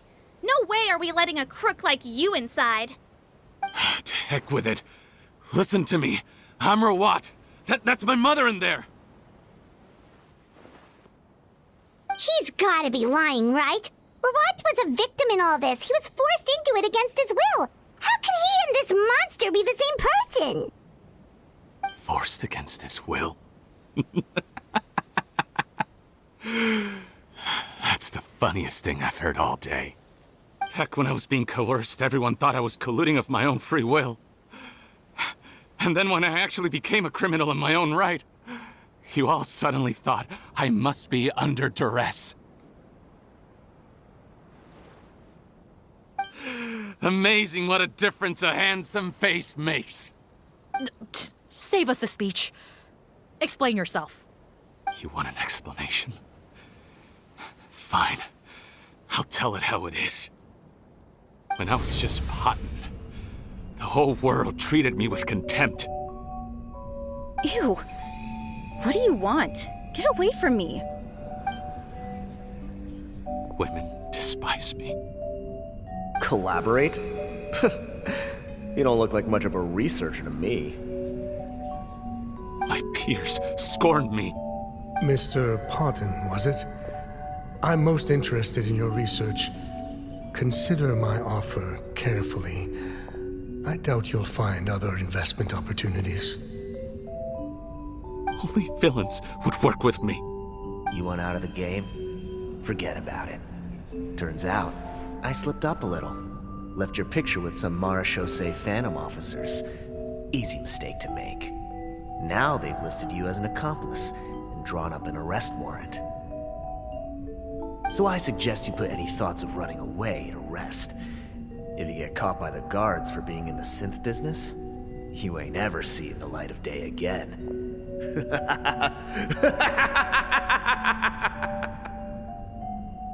There was no way out for me. Until I could stop being Potton. Mr. Rawat, I have something I'd like to tell you. I became popular with women. This new potion you developed is fascinating. Genius, in fact. Would you consider working with me? I'd be happy to sign a licensing agreement. My peers looked up to me. I'm very interested in your research, sir. You must no doubt have offers from countless investors, so far be it for me to ask for a full collaboration, per se. I merely wanted to express my interest. No pressure at all, naturally. And the villains even began to fear me. Becoming Rawat showed me what a superficial world we live in. But I did not hold a grudge. After all, this superficiality could be made to work in my favor. Or so I thought. But alas, the world seemed bent on finding a reason to make me despise it. Mother, I'm back. How are you doing? Who are you? I bought the best medicine Mora could buy, but nothing would cure her illness. In the end, I hoped she'd at least be able to see her son one last time before she passed, but when everyone else rejected me, the only person who cared about me was my mother. Then, when I became a rising star in the Fontaine Research Institute, I was unrecognizable to her. I have to let her see me again. Even if it means donning my own wretched, ugly face. Well, is that enough explaining for you? Now do you understand? Let me inside already! Have you ever considered if you'll even be able to look your mother in the eyes after what you've done? You found a way to completely change your identity. You could easily have escaped from them. But no, you chose to keep working with them. Why would I want to give up on such a lucrative business? The profits were dozens of times that of the synth business, and it was all above board.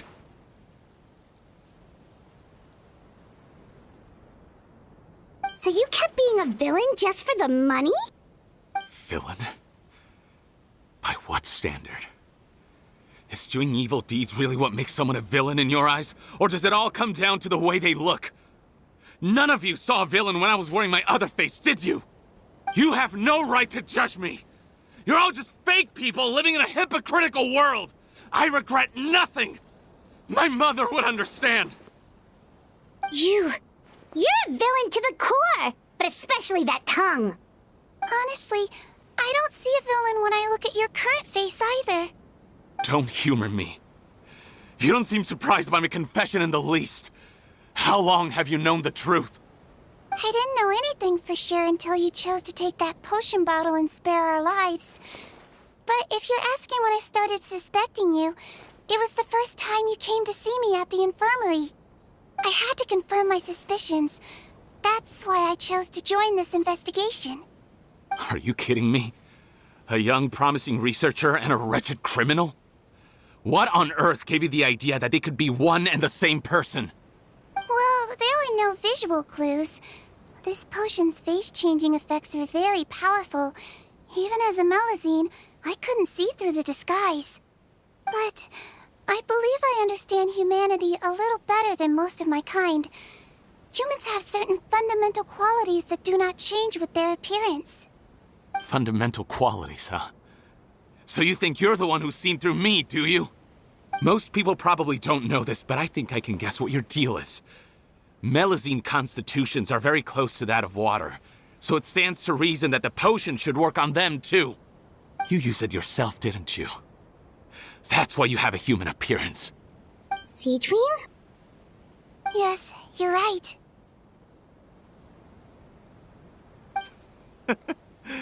I'll bet it was back in the days when Melazines were discriminated against because of their appearance.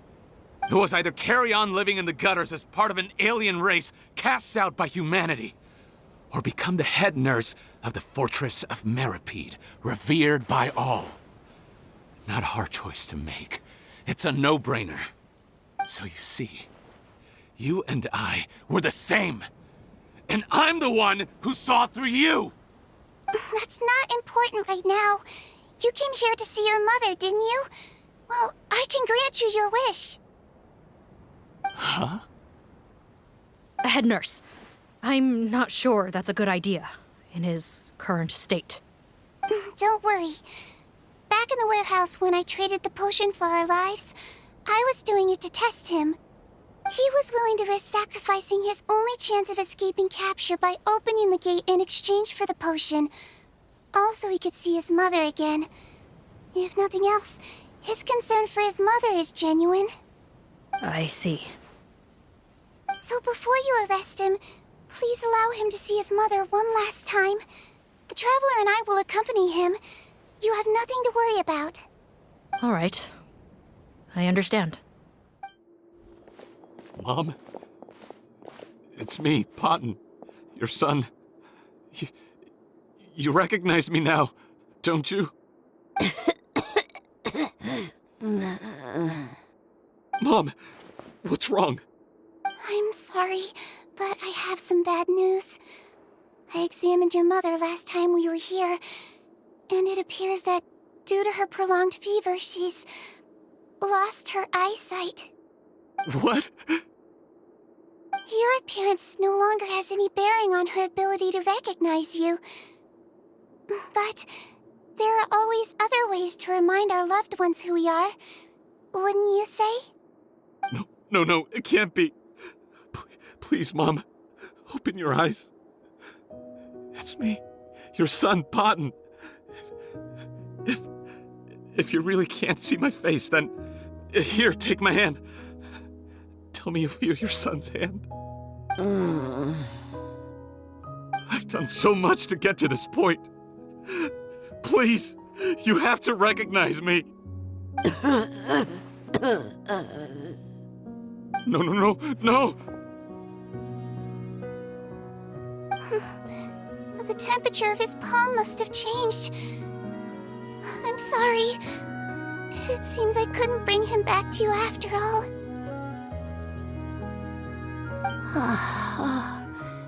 It's you. Thank you.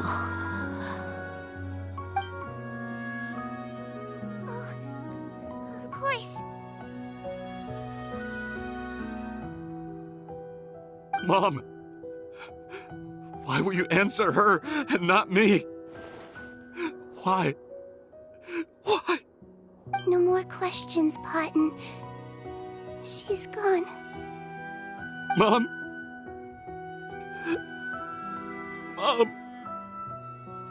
I'm sorry to say this, Potton, but you and I are not the same.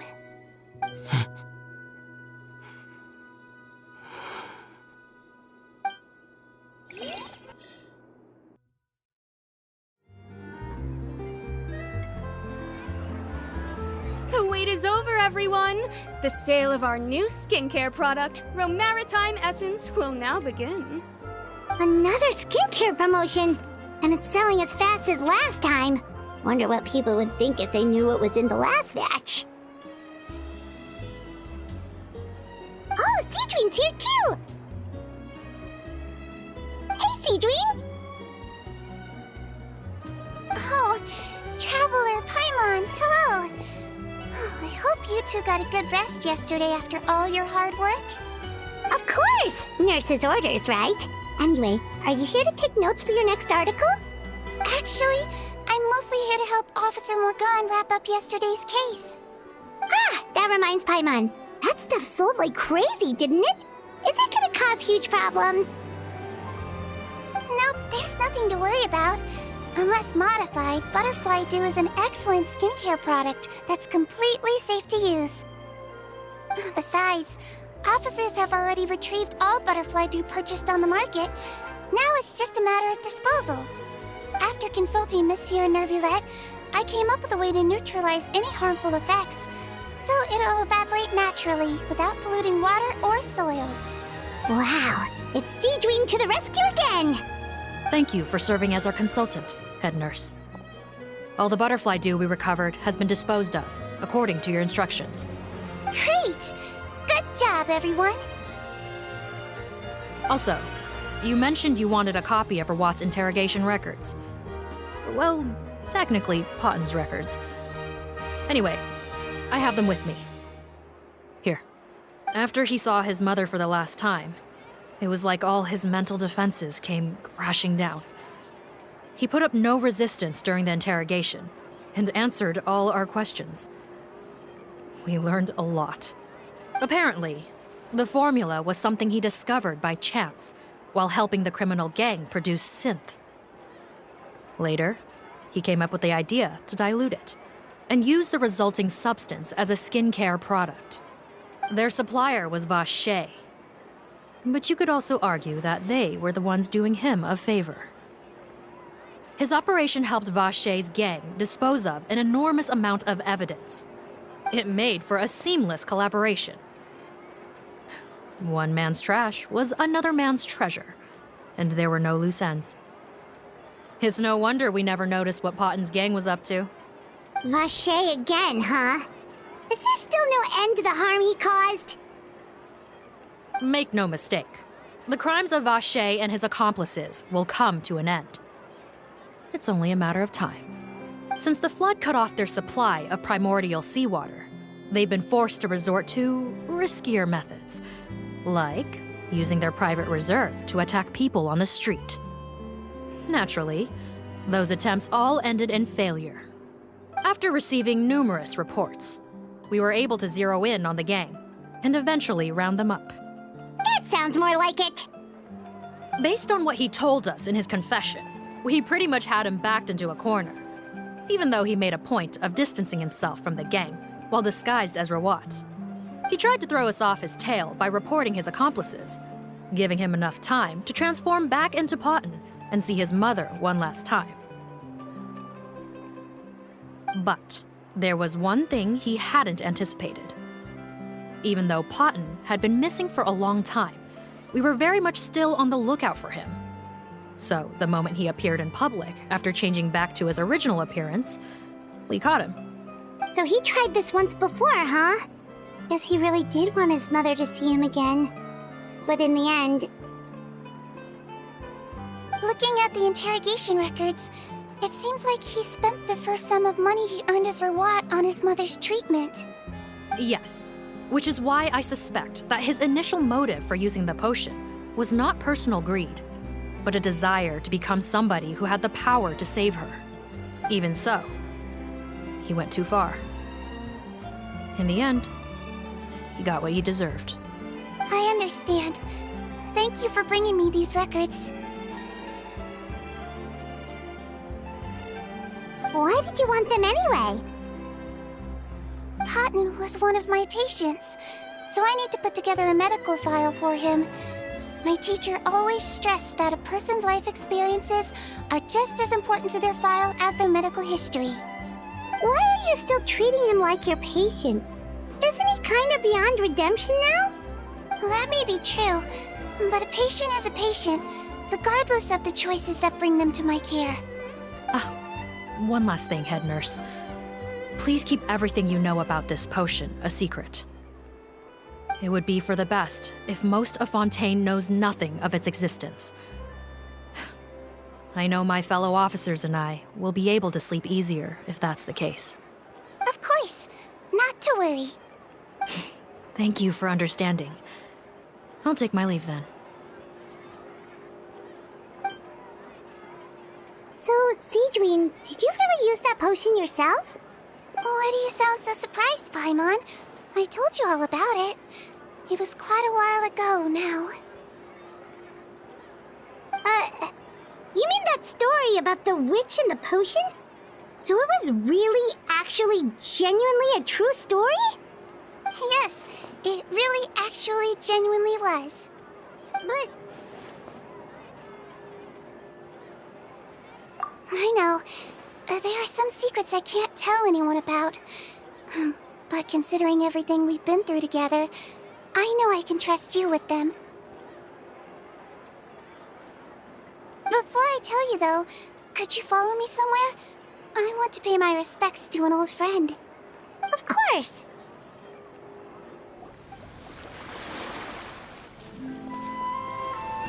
Oh, Nervalette and Risley, they're here too!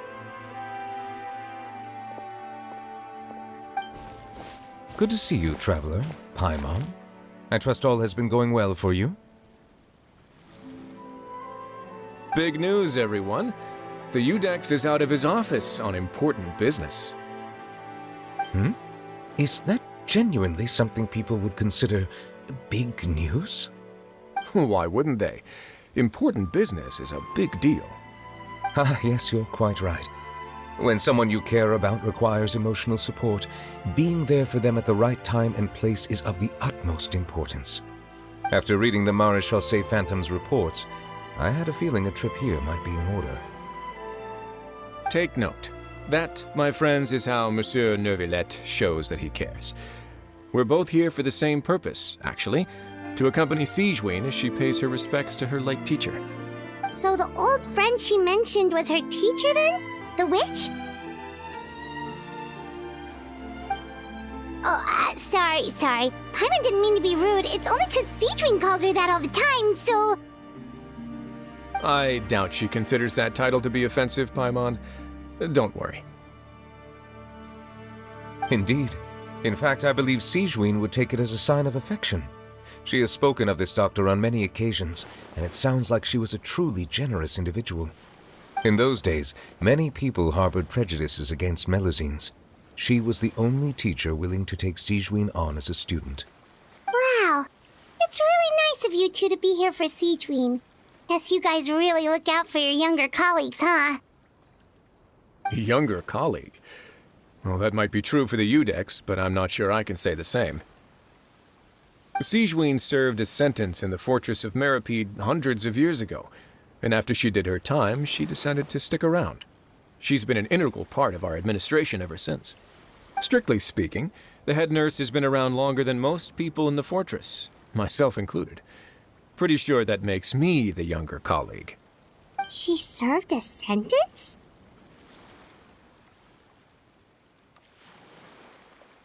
Yes. Long before I became Udex, there was an ancient law in Fontaine that prohibited any attempt to transform another species into a human.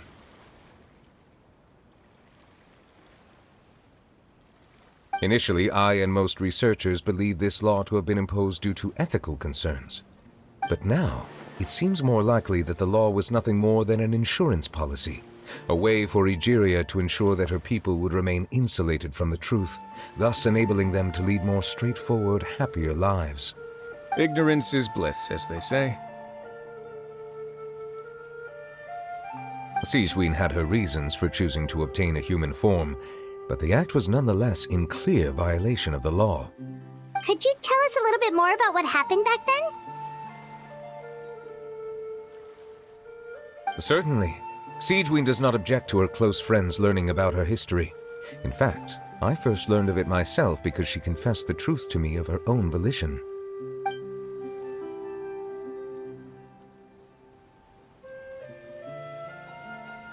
Even with their daughter so ill, they kicked you out? Stubborn as always. And prejudice isn't a disease I can cure either.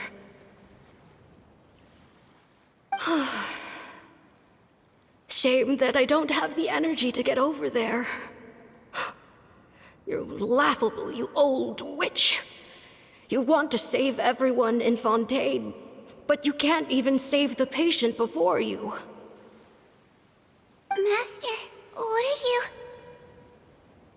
I discovered a strange disease, one I suspect that every Fontainian suffers from.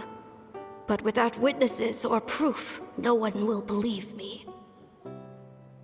I had no choice but to experiment on myself to find a cure, but I hit a wall. And as you can see, it took a wretched toll on me. Then I'll find a cure for you, and then you can go cure her. There's no need. I am beyond saving now. There's nothing you can do. But, Master... As I said before, a doctor's duty is to treat whatever ailments they can. I know, but they don't trust me at all.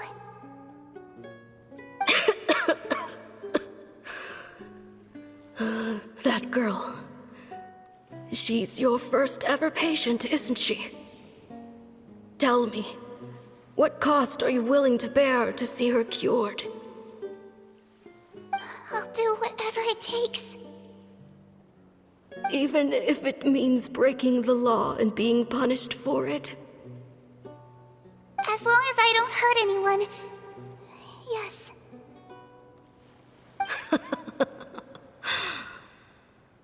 Spoken like a true student of mine. Then I shall make one more final gamble. And see my experiment through to its end. Leave me for now, and come back in 2 hours. If I am able to work this miracle, then I will have found a way to save all Fontanians, and I shall be able to help you treat that girl. If not, then it means there is one more disease in this world that I cannot treat. In that case, do not come looking for me. I will leave you a parting gift. An accidental discovery happened upon through my study of this strange disease. It has little use, but it will at least help you cure this one patient you can reach.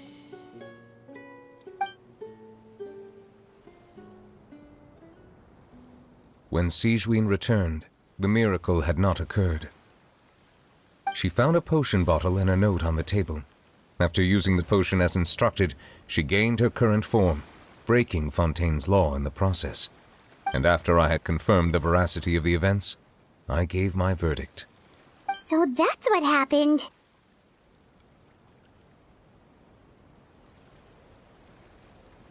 I fear Sigewinne only understood the full story after the truth about the dissolution of Fontanians was uncovered. When I reflected on all this with that knowledge in hand, I felt a deep sense of regret. As I use the law to uphold justice, there are times when I cannot help but acknowledge its ruthlessness. After the final details of the events surrounding Sigewinne's transformation came to light, I checked several sources and, thankfully, the legal code does not require Sigewinne to shoulder any additional punishment. Wonder how she feels about all this. Since she invited you here, I imagine she intends to speak of these matters with you, no?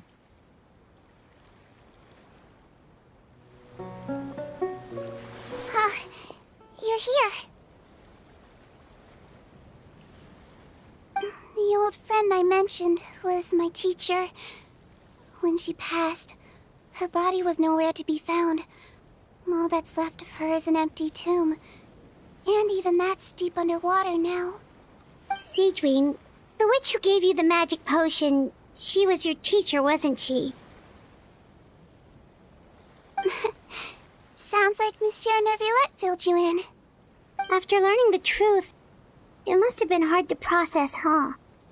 Well, to be honest, after I realized what really happened that night, my first thought was that it kind of made sense.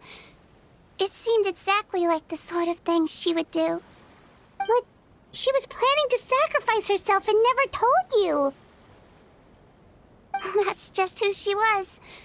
If lying is what it took to get a kid to take their medicine, then that's what she'd do. All right, but why did you turn yourself in? I broke the law, simple as that. My teacher made her choice, and I made mine. True. It's just the way Potton framed it when he was asking you all those questions, it made Paimon really mad. You're not like him at all, and everything Neuvillette said confirms that. And yet, you were still convicted and thrown in prison. It just feels so unfair. Unfair? I happen to think just the opposite. If I hadn't served that time, I'm not sure I would have been able to stay strong when he was questioning me. Well, what makes you say that? I knew you'd be curious. Let me tell you a story.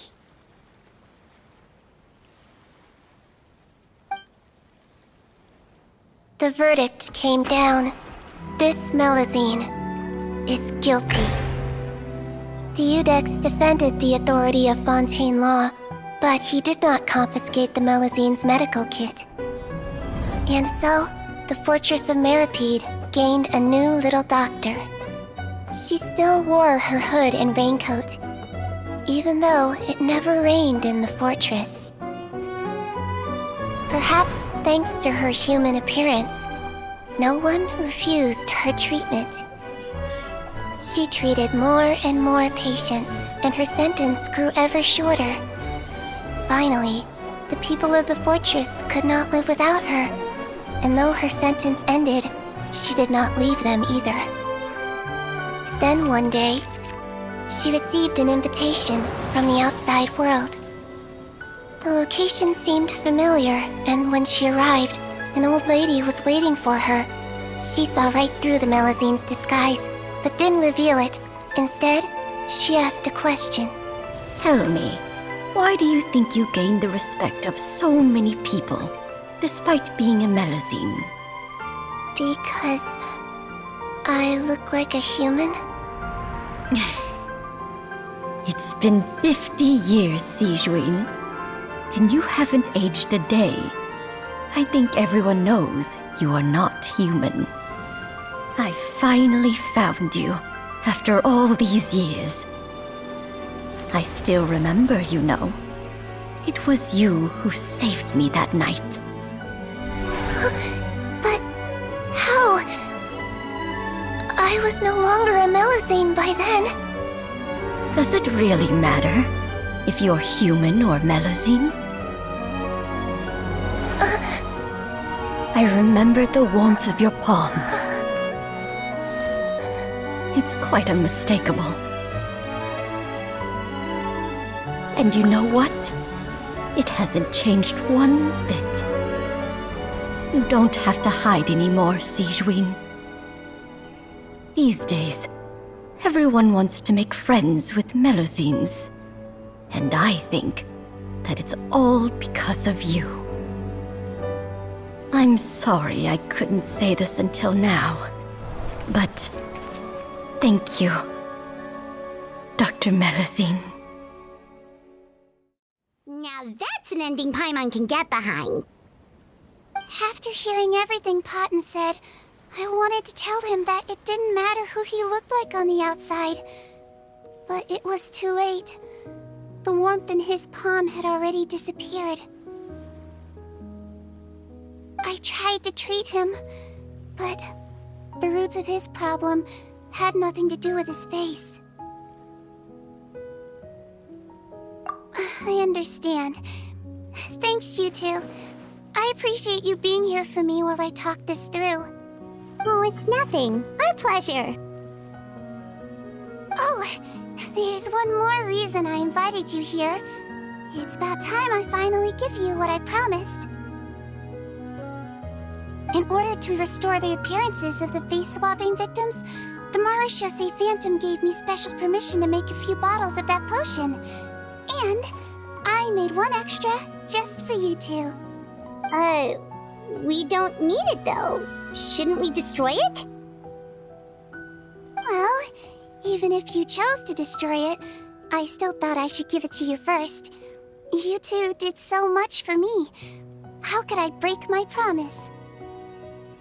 Well, fair enough, but anyway, Paimon's definitely not interested in this stuff anymore.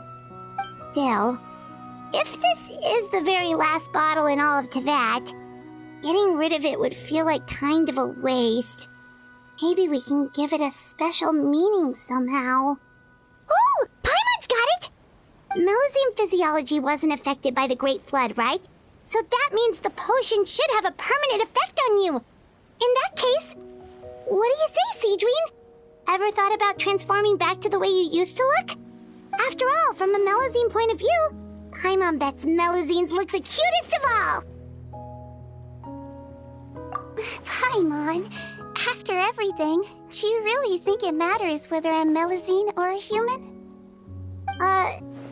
Well, what was Paimon thinking? You made up your mind a long time ago. Yeah, let's just destroy try this thing. Leave it to me.